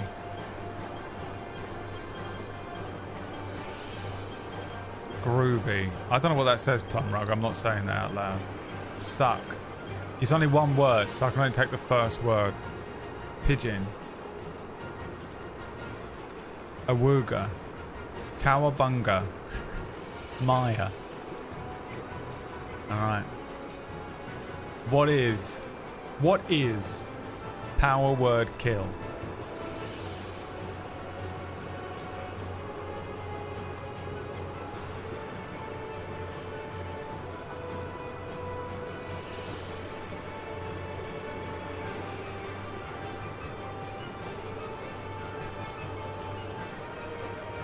The choice is yours. Scroll, slow-mo, being pulled from the scrollster. Lyri does the thing that Bart does when he has all of those megaphones lined up. Licks their lips. The tentacle of the beast dragging Lyri towards a moor filled with teeth. The rushing water behind Lyri. The scroll comes out. They open their mouth. Can you break this tie between Rice and Maya?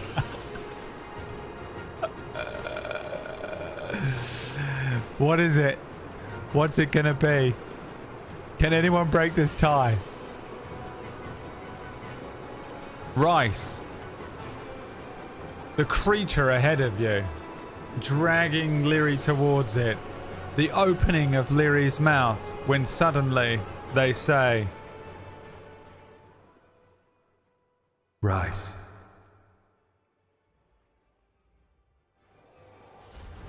There is a crazy moment as this spell goes off.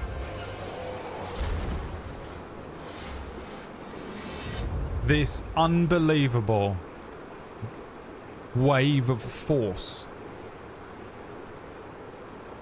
rushes forward from Lyri. You see the writing on the scroll sort of take on a physical arcane form, lifting off of the page. There is a single moment as Lyri's lips move where their lips turn a sort of deep, dark black. The creature ahead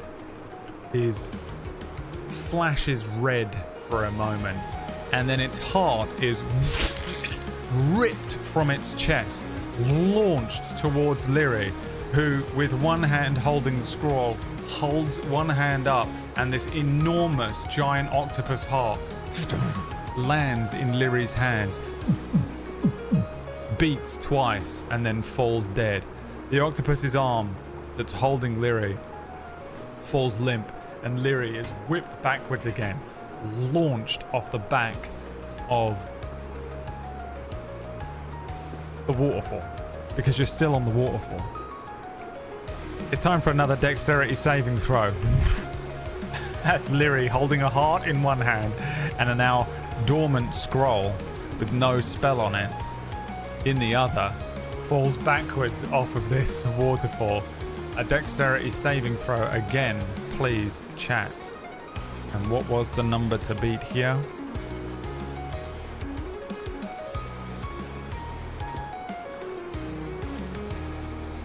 A 13. We're not taking the 11, we're taking the next number that you roll.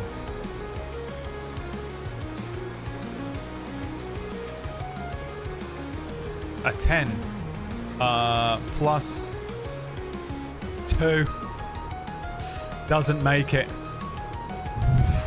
Launched off of the top of this waterfall, falling downwards, seeing nothing but the rush of water, turning over and over and over before wham, hits this water, falls unconscious, and floats away. Now, let's see where you end up. Again, Lyri can't die. I'm not going to kill you at level 1. You're simply reduced to 0 HP and knocked unconscious.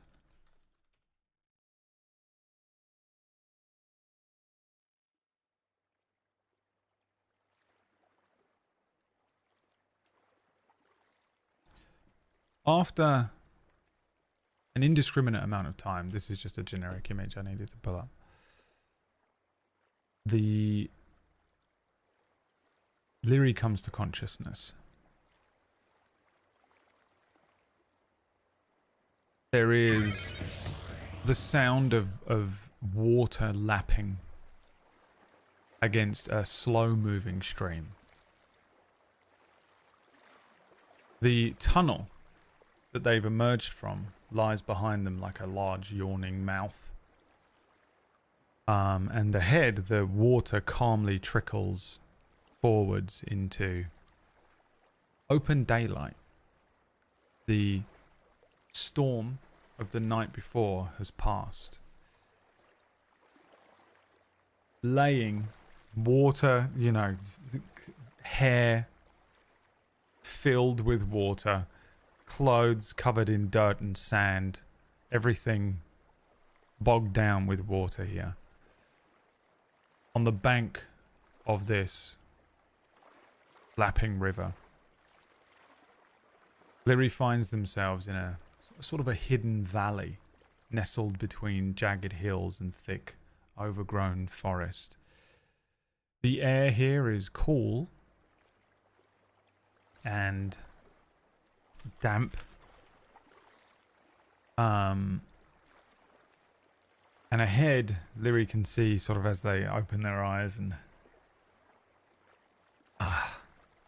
put a hand to the side of their head, a headache kicking in.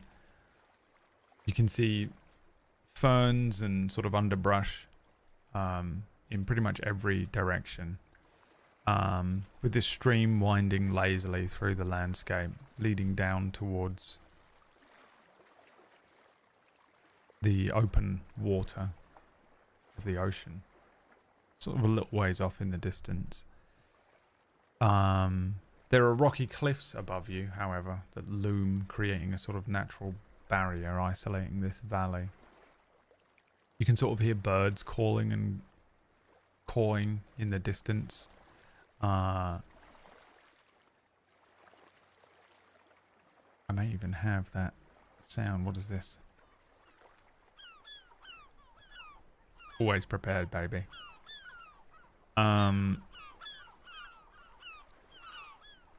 But you feel pretty alone. Lyri is by themselves. Nothing but the sort of sound of these birds overhead and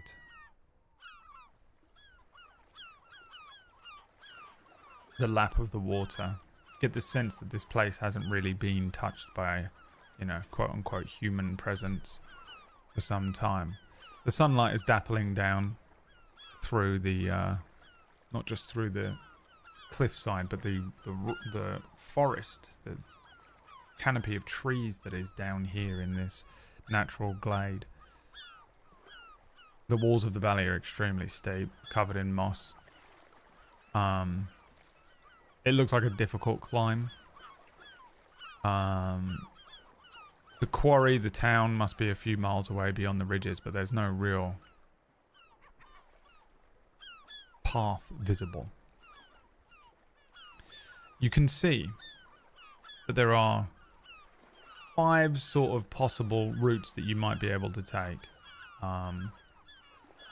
through here. In fact, no, 3. We'll reduce it to 3. Make it easier.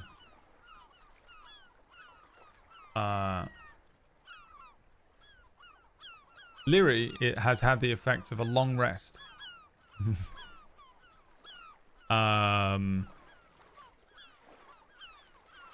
I think has lost an item.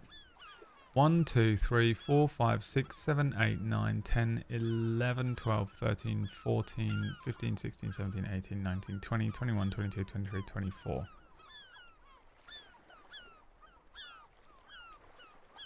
For your failure, you lose 1, 2, 3, 4, 5, 6, 7. Your entire explorer's pack.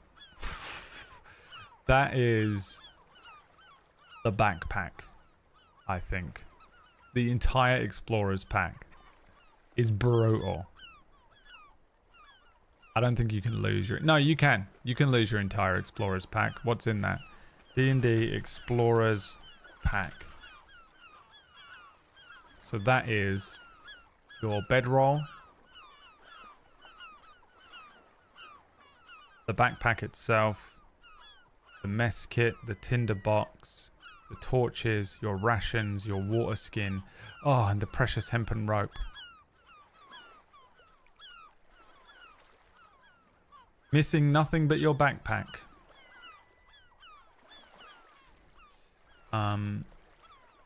There is a couple of routes ahead of you. Hidden, sort of barely visible, deep within this valley. You can see, overgrown with vines and trees, is the crumbling remnant of a long abandoned watchtower. Head to the ruins of the watchtower. You can see some strange rock formations, jagged stones covered in salt deposits, faintly glowing quartz. Some of the larger rocks here seem deliberately placed, however.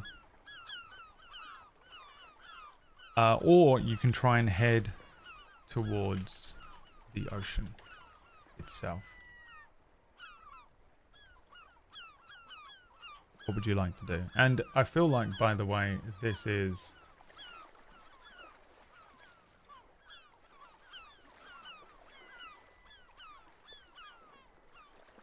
the best way to do this. Sort of a multiple choice, choose your own adventure type game.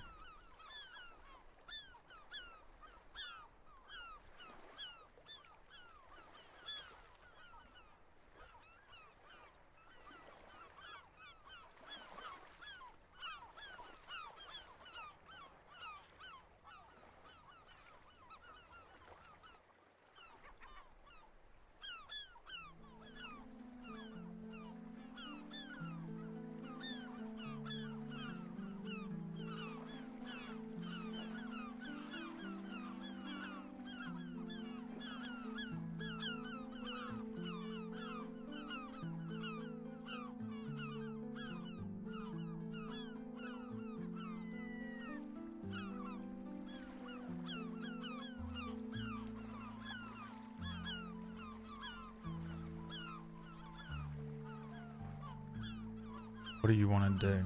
Where do you want to go?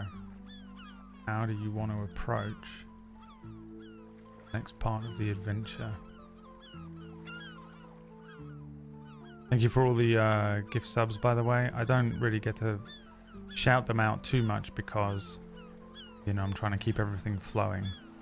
But I do appreciate it. A lot of money for you guys when you support me. Hazel, thank you very much. Heading towards the ruins of the Watchtower. Okay.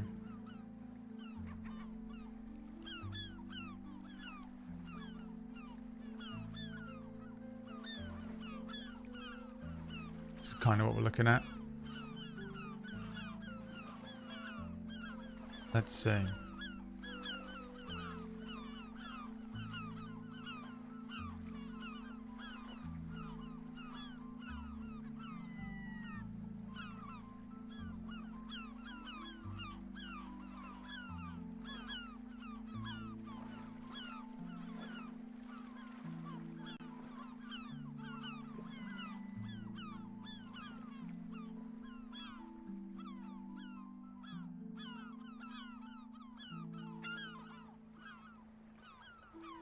Let's see here. You see Lyri kind of get up and wring their hair out, check their items, realize that they're missing their pack, kick a stone into the water, and then begin to look around, you know, to get a bearing for what is going on.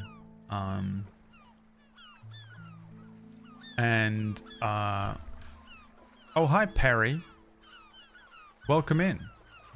We're just doing some D&D. I'll reset the scene for you since everyone now needs to know what is going on. We're doing some D&D. This is Twitch Plays D&D. You guys are playing the game. This is your character. We've just started. This is our, I think, second or third episode of this. The character's honestly... the character hasn't even picked up the quest yet. In an attempt, they came to a town called Badgerbrook. They looked for...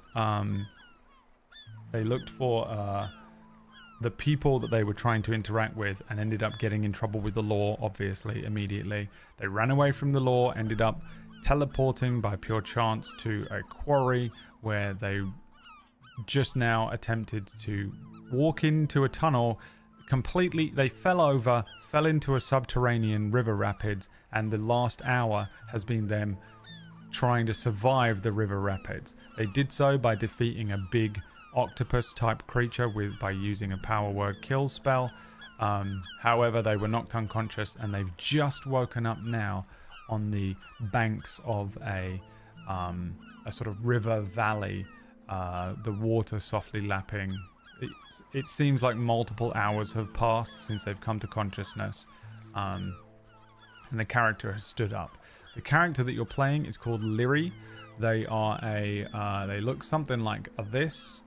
A level 1, and actually you're probably not level 1 anymore because you did defeat that octopus, but I figured we'd do that at the end, the XP part of this. They look sort of like this, and they are a currently level 1 fighter with the sort of archery sort of build, a soldier background. They're essentially a mercenary at this point, and an Aasimar species. I've got some stuff going on just to sort of simplify how the game works. Just a couple of item slots. No scroll now. The scroll is now empty. You do have a potion of temporary knowledge. A curse that no fire can ever be put out in the presence of this character. And also you're a natural target for burglars. They're very tall. They have blue hair, black eyes, and they're pretty clumsy.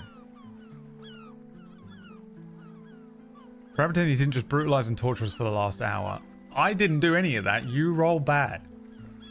You roll bad. Me say what happened.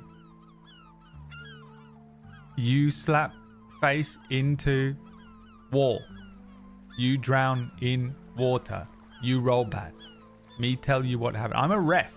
I'm a referee. It's not me doing this. It's your fault. You did this to yourself, Undoes Belt. So essentially, the the character has just woken up. They've wrung out their hair. You lost a pack of stuff, but then you saw multiple different options of ways that you could go. We just did a vote on which way you're going to go, and you decided to head towards a crumbling, sort of ruined tower that's ahead of the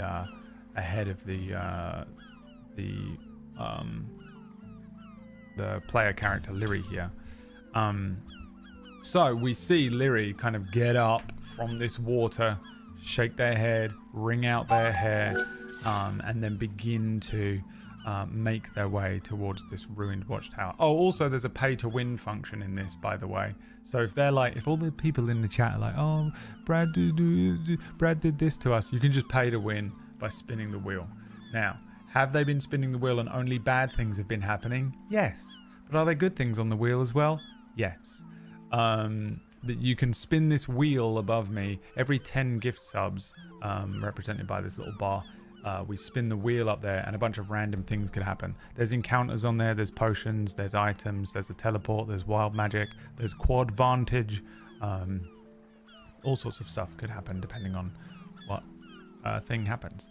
However, we see the character stand up, wring their hair out, grab their things, and start to make their way towards a nearby sort of ruin.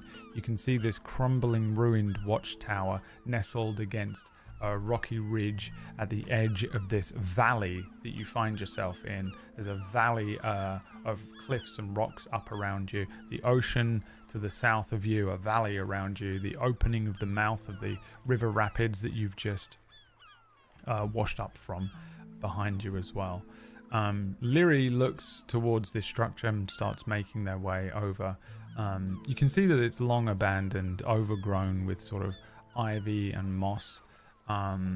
Only part of this tower remains standing. You can see that the upper level of it has collapsed, leaving a sort of hollow shell of cracked stone walls. And the tower itself is looming maybe about 40 feet high. There is the remnants of a spiral staircase clinging to its interior. And you can hear wind sort of whistling through the broken windows. Maybe a couple of birds sitting in the cracks of the walls. Let's have a perception check. So you can roll in the chat for your perception checks, ! Roll d20, or roll a dice for you. And that is, your perception is a +2. So let's see what you get. Let's see what you see. We take the second roll just to flush out all the old rolls because I had to make a bot using ChatGPT because I don't know how to do anything because I'm a stupid person I'm not very smart. Thank you for the raid, Perry. Go and look after yourself. Go get yourself some food or whatever you do. A 13. A 13 plus 2, your perception 15. So this is what you see. You notice that the area has in fact not entirely been abandoned. Some of the overgrowth here has been disturbed recently. Deep claw-like grooves mar the stone near the entrance, as if something large has used this place as a lair or resting spot. The entrance itself is sort of partially blocked by collapsed rubble, but the old wooden door sort of remains somewhat intact, though it's sort of rotten and swollen with moisture. With enough force you could push it open, or you could choose to leave the tower itself and move away from it. I'll give that choice to you. What does Lyri do? Attempt to push. That's a wheel spin, right? Yeah, hold on. Attempt to push the door open. That's an athletics check. Leave the tower is the other option. So you can vote in the chat room here, any newcomers that want to get involved, by typing the number next to the option that you want to do. 1 in the chat will vote for 1, 2 in the chat will vote for 2. Attempt to push the door open or leave the tower, and I'm going to spin the wheel while you vote. You can also pay the door to open. A boss battle. Guys, I am I'm so sorry. Look, I swear to God, I am not in charge of the luck today. This is unbelievable. Let me put this music back up.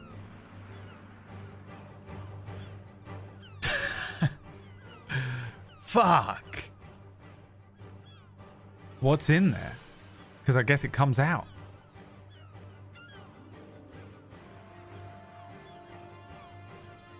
Well, let's randomize it. By the way, this entire campaign has been randomized. Everything was randomized. I've randomized we randomized and built the world. It's a procedurally generated campaign. I don't prepare anything before I come into it. We just generate it immediately. With the help of ChatGPT and Midjourney, I've just been kind of generating a fucking D&D campaign. Pulling it out of my ass immediately as we play.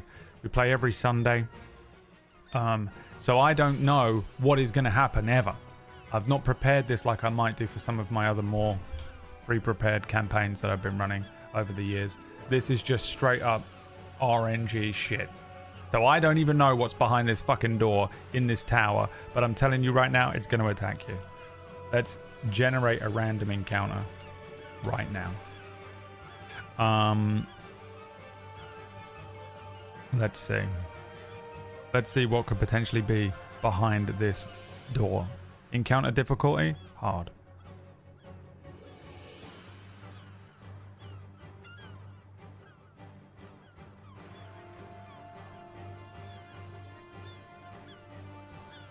Man, I wish that Ultros was still alive.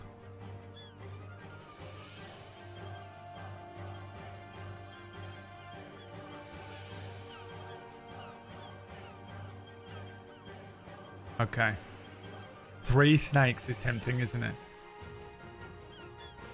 You're going to attempt to push the door open. Okay, you roll me a dice for your athletics check while I prep an entire boss battle. +3 to your athletics check, exclamation point, roll d20. I'm also going to roll for your encounter here. A 7. How does this work?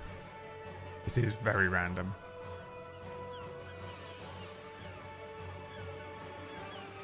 This is very random.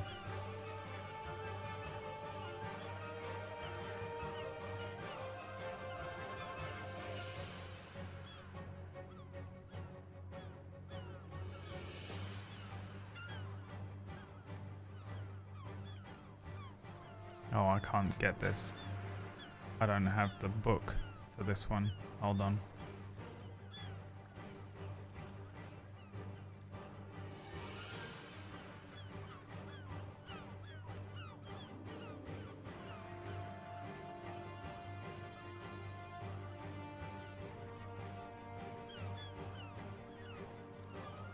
God damn it.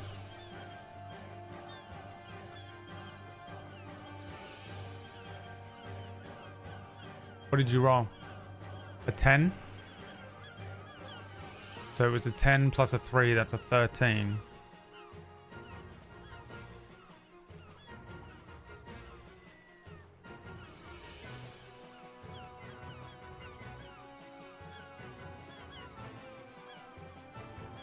Oh, okay.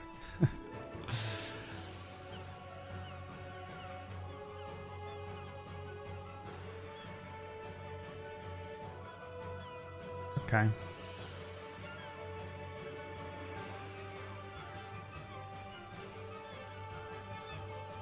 The boss battle that you're encountering. Fuck, do I have like a mountain or something map that I can make here?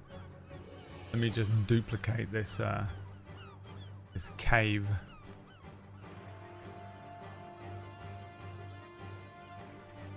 Just make a whole new map.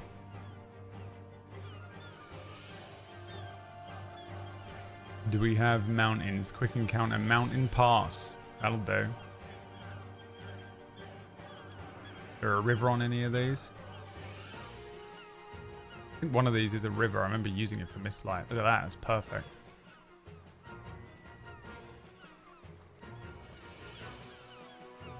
And now we also need like a tower. I wonder if I can just slam in a tower real quick.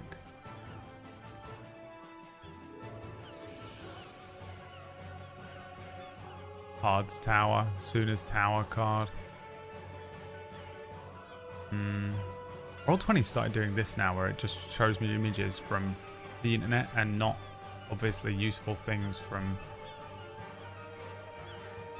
you know, my my stuff, which is kind of lame because now I just can't just pull a tower out from somewhere when I would like one.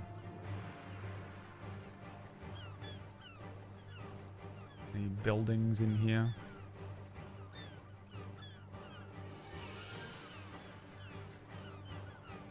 Forget it. We'll just imagine there's a tower here. Alright. So, the random encounter that is happening to you. This boss battle is in fact just a single goblin.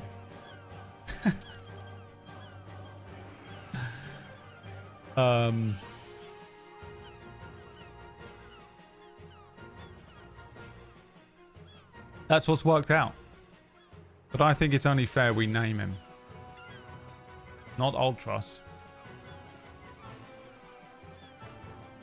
Name the goblin.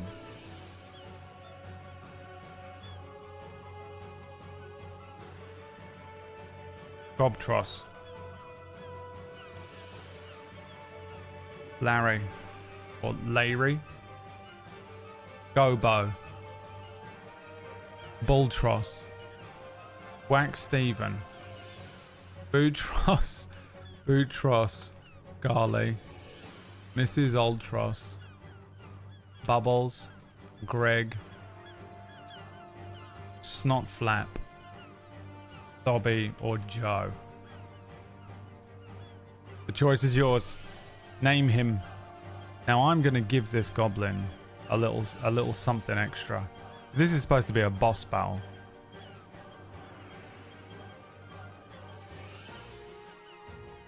He needs something extra, doesn't he?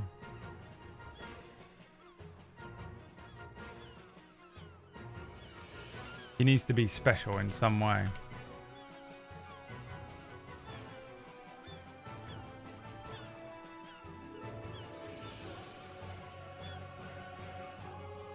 He's gonna have a special... He's gonna have a special ability.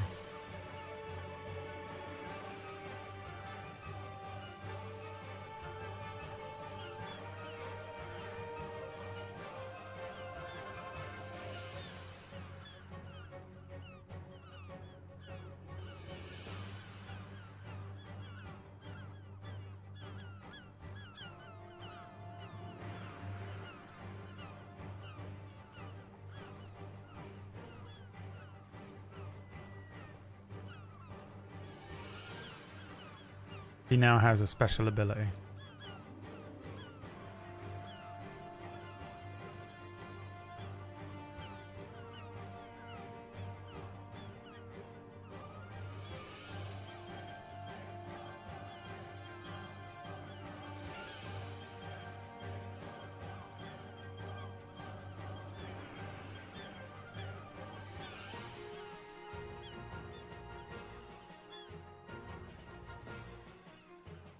What are we calling him?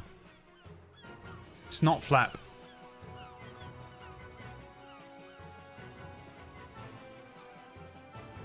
Snotflap, huh?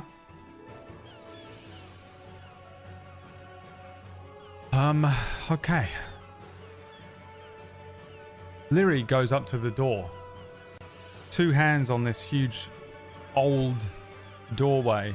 It starts to creak and groan, Lyri pushing it successfully, when suddenly, boom, appearing behind Lyri, spinning slow-mo through the air, the most anime shit, with a little pulling a scimitar in the air. You see Snotflap, a goblin of striking appearance, about 3 feet tall. His skin is a deep, shimmering blue, reminiscent of a twilight sky. His skin kind of shines, begins to shift and change with the light as he, bamf, poof, appears behind you.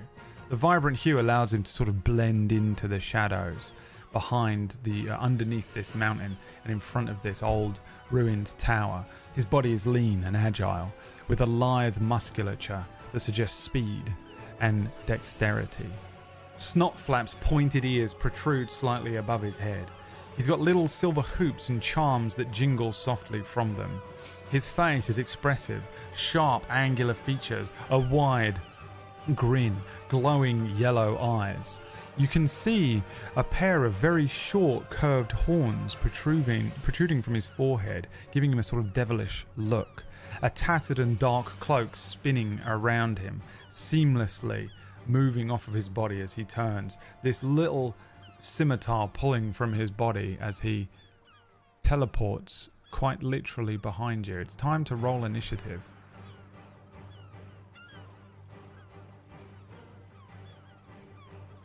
Snotflap. He gets an extra 3 HP from me. Because I like him. Because I love goblins, man. I love them so much. Such a fan of goblins.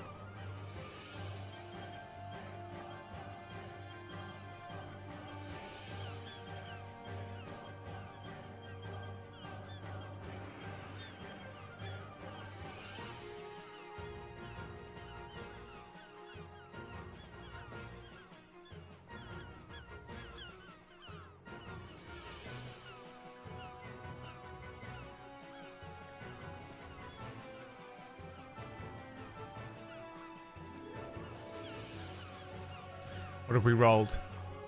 Your initiative is a +2 for Lyri. Take the second roll. We flush out all the rolls. A 6 +2, so an 8.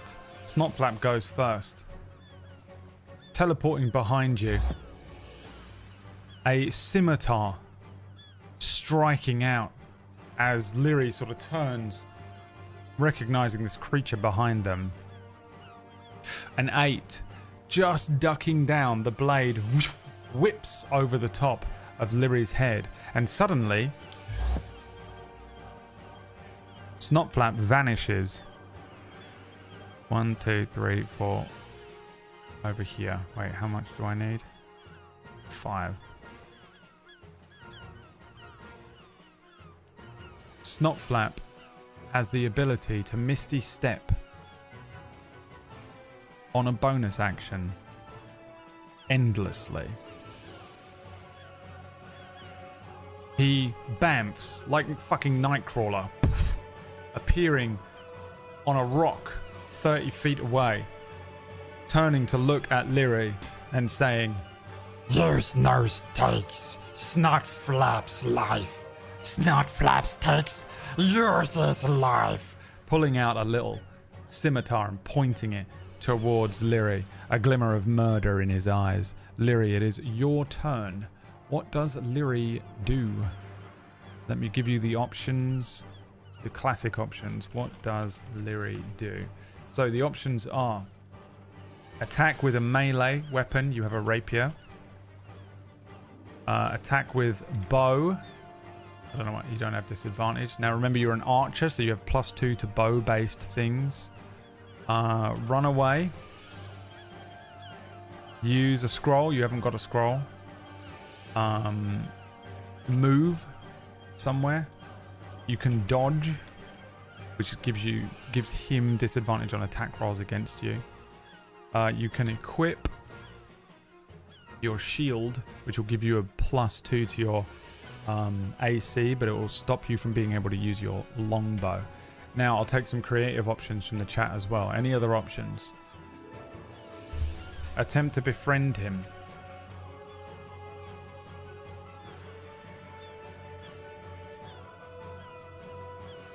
Try to convince him we're not here to hurt him. Throw a Pokeball.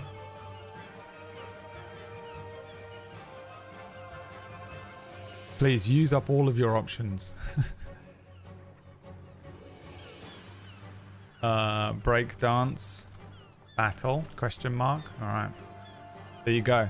Attack him with melee, attack him with a bow, run away, move, dodge, equip shield, attempt to befriend him, try to convince him we're not here to hurt him, throw a Pokeball, breakdance battle? Question mark?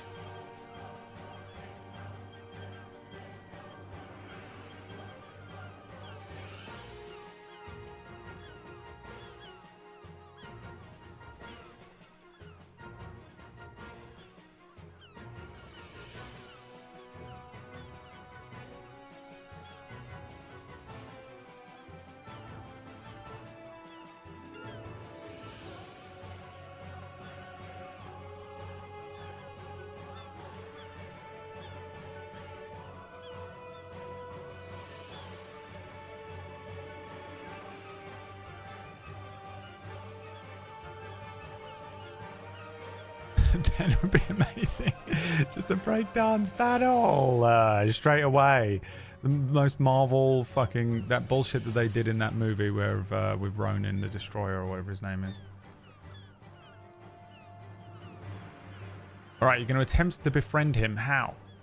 How does Lyri attempt to befriend Snotflap? Suggestions from the chat.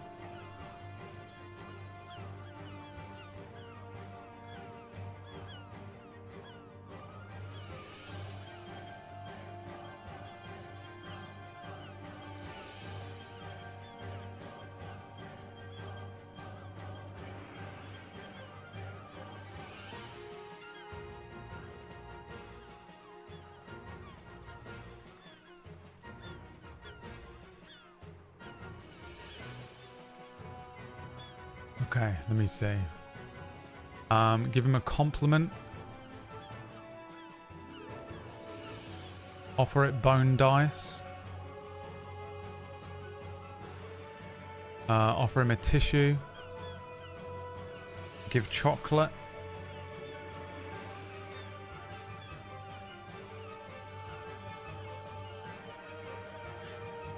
Offer wealth from our mission. So you're saying like offer him a cut. Just fully riz him up.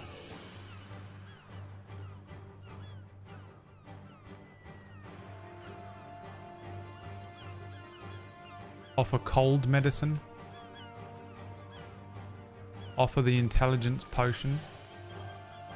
Convince him we don't want either of us to die. Offer a dance battle because everyone can only fight, some can dance. Everyone can fight, some can dance. Okay, there you go.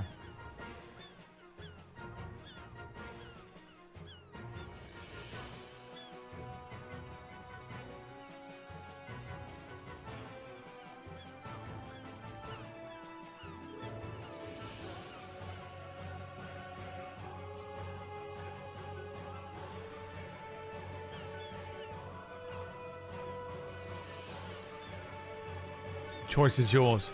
Give him a compliment, offer it our bone dice, offer him a tissue, give him chocolate, offer wealth from the mission, absolute riz him up, offer the cold medicine, offer the intelligence potion, convince him we don't want either of us to die, or offer a dance battle because everyone can fight, only some can dance.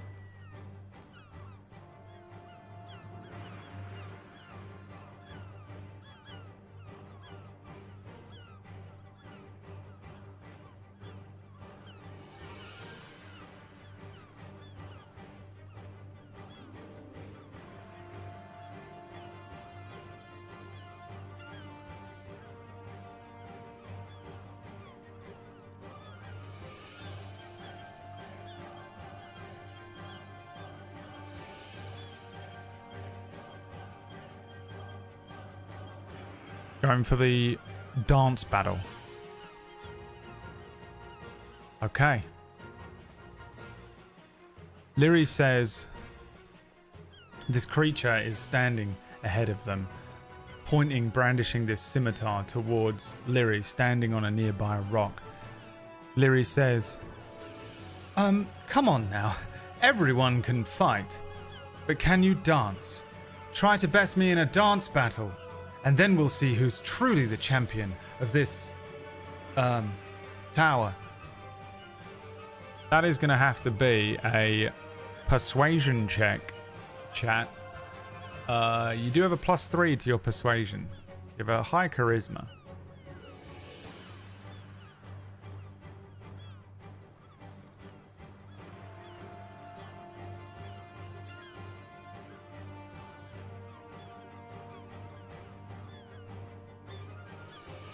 We take the second roll.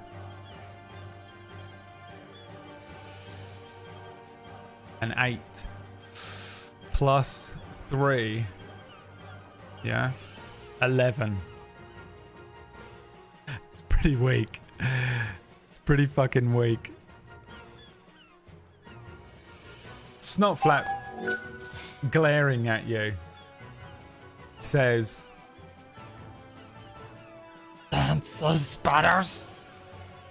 Yours is not. Dances with Snotflap. Snotflap takes as your feet and dances himself. Snotflap is not convinced. You have a bonus action. That was your action.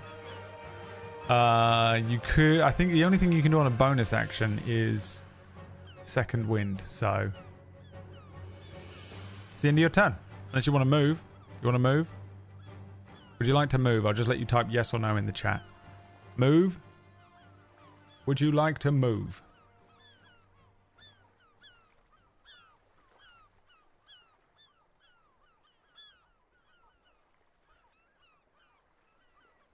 No, no, no, yes, yes, no, yes, no. Yes, yes, no. Equally split, of course.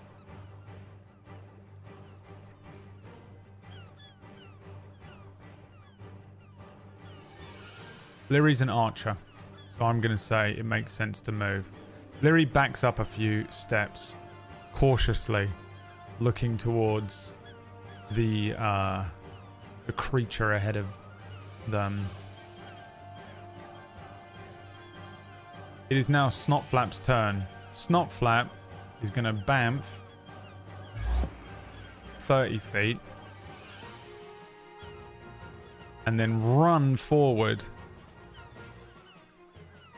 an additional 20 feet, scimitar out, rushing towards Lyri. Let's see if he can hit you with this attack. A 7. Snotflap brings the scimitar up. Lyri now sort of suddenly stepping back, one hand on the longbow, just gets a hand to the rapier, brings out their own sword. The two swords clashing. Pshing!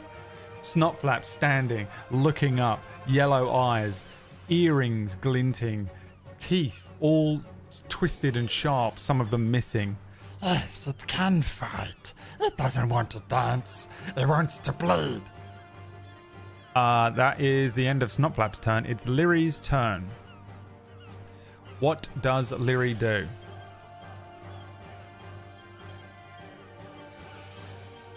So again, I'll give you the classics. The melee attack with the rapier. You can attack with a bow. It will be disadvantaged because you are standing right next to them. You can disengage and move away without taking an opportunity attack. You can try and move without disengaging. He'll get a free attack on you potentially. But you'll not sacrifice your action to disengage. You can attempt to dodge. And you can equip shield. And this is an action as well. So this is what you're using your action for. I'll take any other additional things as well. Grapple him. You can attempt to grab him. Yep. Try and throw him. That's really a grapple as well, because you can't push him off an edge from where you are. I suppose you could shove him this way. You know what? Yeah, okay. Shove into water. I'll allow it. What else? Sweep the leg is sort of a shove.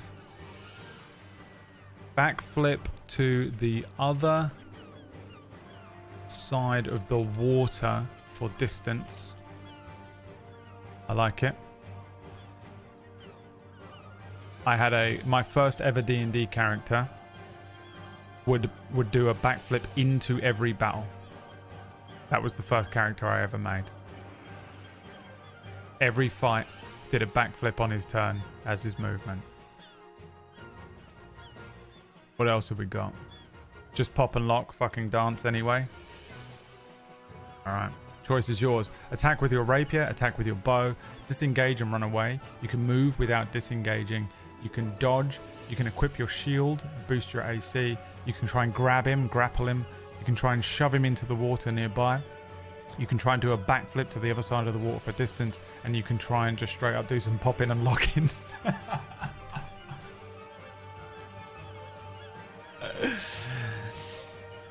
The Miles Morales backflip, yeah.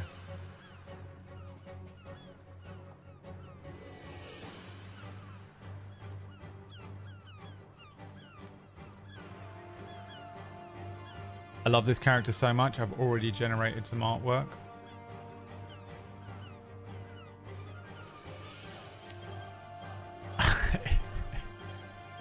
That's what he looks like.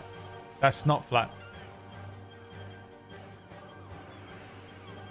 Right, what are we doing? Backflipping? Jesus Christ. So the plan here is to try and backflip across this water. A 15-foot backflip. Unless you went over here. But I'm guessing you mean over here. Okay. Let's have an acrobatics check. You have +2 to your acrobatics checks.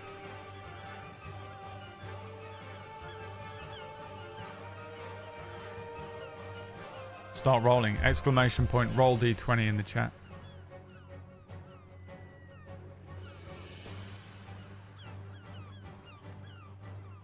You're not taking that 19, unfortunately.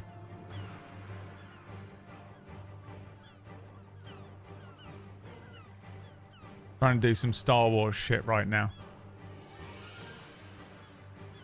Oh, it was the 19. Oh yeah, I missed that first one. A 19. It's good. I think you do it. A +2 to the acrobatics check. Yeah, you successfully. He rushes at you, clinking swords, and then suddenly Lyri takes one step left and then feints a little and just fucking flips backwards. It is like straight out of that fucking Mustafar fight from Star Wars between Obi-Wan and Anakin as she just flips over this river. But it isn't a disengage. This is just movement. So he's still going to be able to make an attack on you. So as you jump up, he attempts to slice at you with this scimitar on a 16. What is Lyri's AC? 13. He's going to hit you as you jump through the air for 3 slashing damage. Yeah. Just jumping up. Boom. Flipping over to the other side. The sword comes up. A part of the back of your thigh opens up. Lyri, a few droplets of blood falling as they land on the other side. It's fucking beautiful. It's like the most like Lord of the Rings elven bullshit that you've fucking probably done so far, I think, as Lyri. It's a beautiful flip. It's a beautiful landing. And you are on the other side of this river. But in doing so, he does get an attack off. You can now shoot with your bow from the other side at Snotflap if you would like. Shoot Snotflap? Yes, no. If no, I will give you other options. You still have an action. This is just straight up movement that you did on a flourish, I think. Because you rolled so high. If you'd failed, you would have just fallen straight into the water and been washed away. You'd have taken damage, fallen in the water, been sliced. You would have been Anakin. Don't try it. I hate you.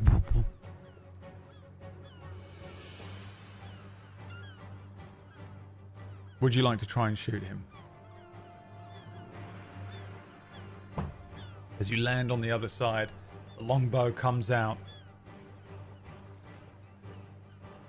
What are we doing here? Yes. Okay. Start rolling. You have a plus like 6 or something. Yeah, plus 6 to this attack. Exclamation point. Roll d20. Shooting him while flipping? Yeah, fuck yeah, dude. Halfway through the air, upside down. An arrow is let loose, but do you hit? Do you hit?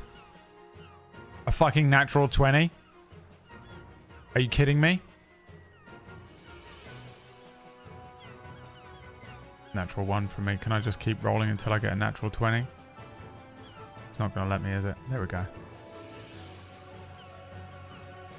9 piercing damage.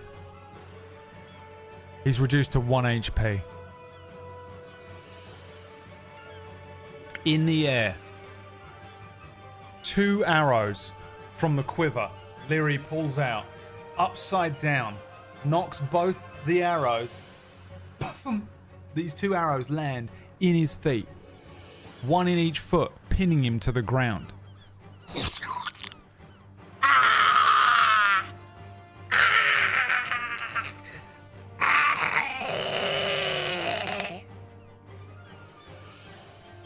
He drops his sword. It surrenders! It surrenders! Ah! Would you like to kill Snotflap?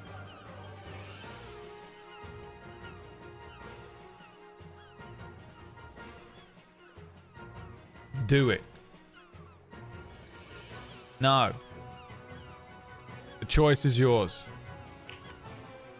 Would you like to kill Snotflap?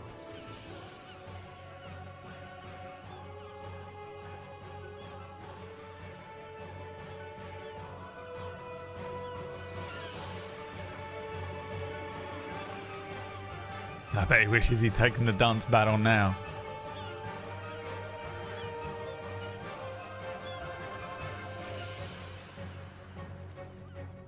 The choice is yours, though. It looks pretty set.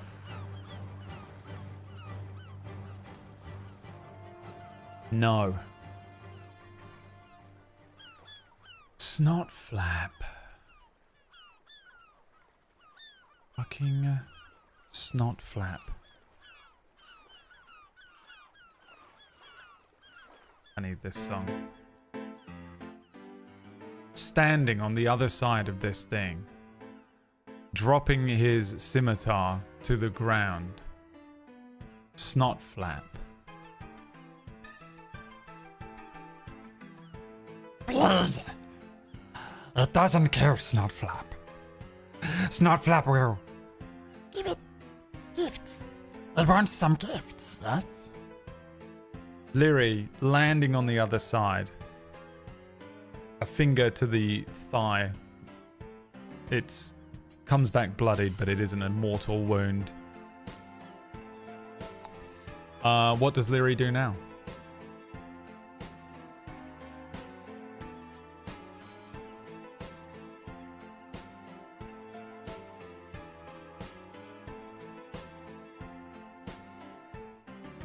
You know what? On his back is you recognize your explorer's backpack. He's standing there with your explorer's backpack on his back. Adopt him. Take gifts. Do Frot Night dance. Ask for his Misty Step scroll.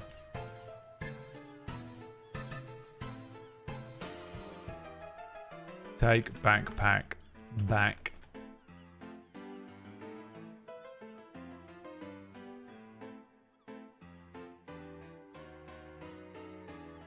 Ask for him to become follower. We're going to have Bethesda rules as well, where you have 1 follower in this. I forgot to mention that right at the beginning.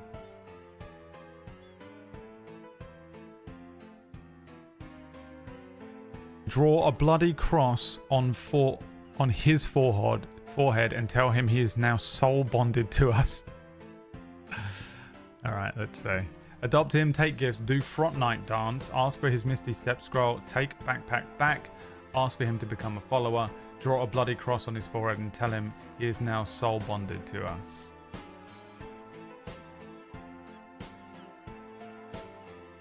His feces. Its feces hurts.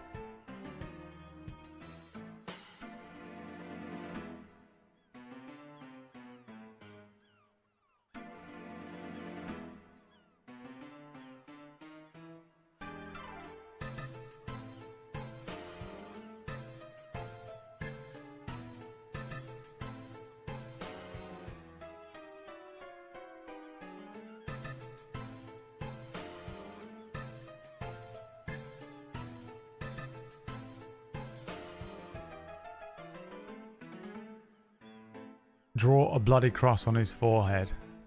Okay. Lyri hops back over to the other side here.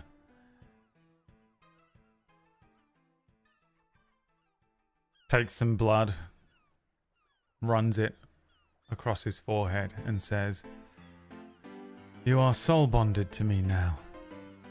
Snot Flap? Is that your name? Make me a deception check, chat." You have +3 to this.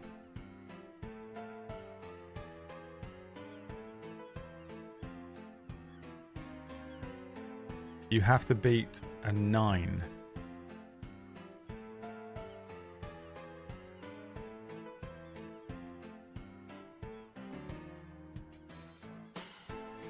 A 10 +3, 13. Snotflap says, Soul bonded? What does it mean? "It means you belong to me now. I know you stole my backpack. I shall have it back. And perhaps I can do something about your wounds." Yes. He gives it back. Backpack.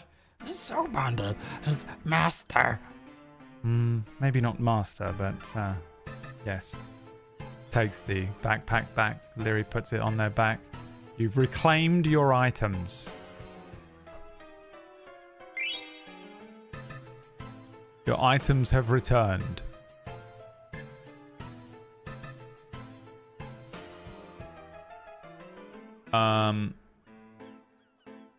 Snotflap just sort of bamfs one foot away to get his feet out of the arrows. The arrows remain in 2 bloody puddles, and Snotflap just teleports himself 5 feet away from it. Hurt. It hurts as its feet. That is where we end today's session, everybody. Thank you so much for tuning in. Thank you so much for playing. We'll pick up from here next week. We play every Sunday at 2 p.m. UK time, which is 9 a.m. Eastern. There's also, if you want to see me run a quote-unquote real campaign, this is like a very real D&D campaign. I feel like the Gary campaign that we did was me figuring out how to do this, and this one, I think I've got it down now. A choose-your-own-adventure style thing. This is... You have a potential companion here in Snotflap. You do have a bunch of XP that you get from this as well. You get 250 XP. So you got 268 plus 250. So you're at 518. So you've leveled up. So we'll do that at the beginning of next week as well. I don't know what the next level of XP is. D&D XP table. Is 900 you got to hit for level. So you're now level 2. But it does mean you can die now. You've unlocked the ability to die. No longer immortal. But just in time, you have a companion in Snotflap. And we'll figure out some stats for Snotflap next week as well. Dem Krioma, my friend, thank you so much for the sub. I'm going to go and relax. I'm a bit knackered. I'm a bit tired. I've done nothing but D&D prep for 3 weeks. If you want to see a legit D&D campaign that I run, then you can head over to Table Story. It's a D&D channel that I co-run with 2 other streamers. We have lots of streamers on as guests that come and play in our campaigns. I run a campaign on Tuesdays and Fridays now. Fuck. Cura on Tuesdays is just a legit full-blown D&D campaign with a cast of wonderful people. Friday is a kind of legit D&D campaign with a cast of not wonderful people, in which we mess around. There is some pay to win elements in that one as well. Cura on Tuesdays is no pay to win, you just watch it as a show. We also have a Pathfinder campaign on Mondays, and we've got a new campaign starting up soon called Deathless. I think it's going to be on Sundays. So there's all of these things on there. So Table Story is a D&D channel that you can head over and follow if you want. I know we've got some newcomers in here from the raid, so maybe you want that. Otherwise, I'll see you here next week for more of this. We'll carry on Lyri's story. Thanks very much for watching. Let's play one of these Lyri intros. I'll try and edit something for next week.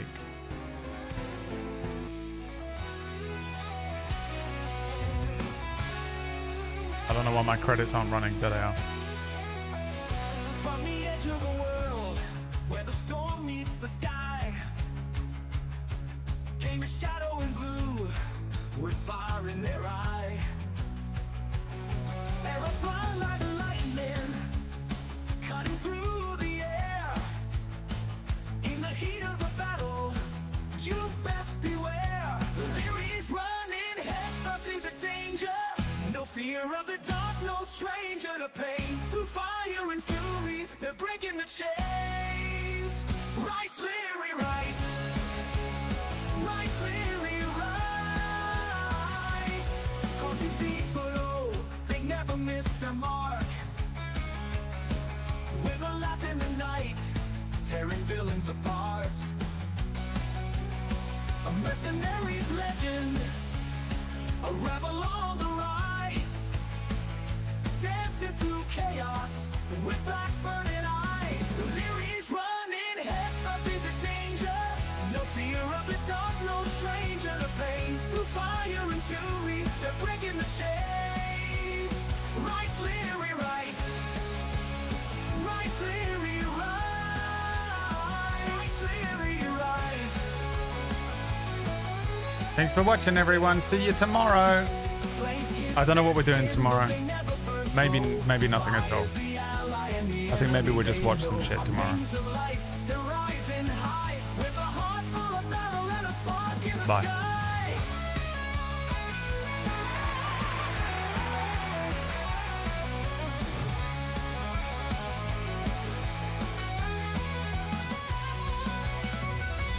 Running headfirst into danger.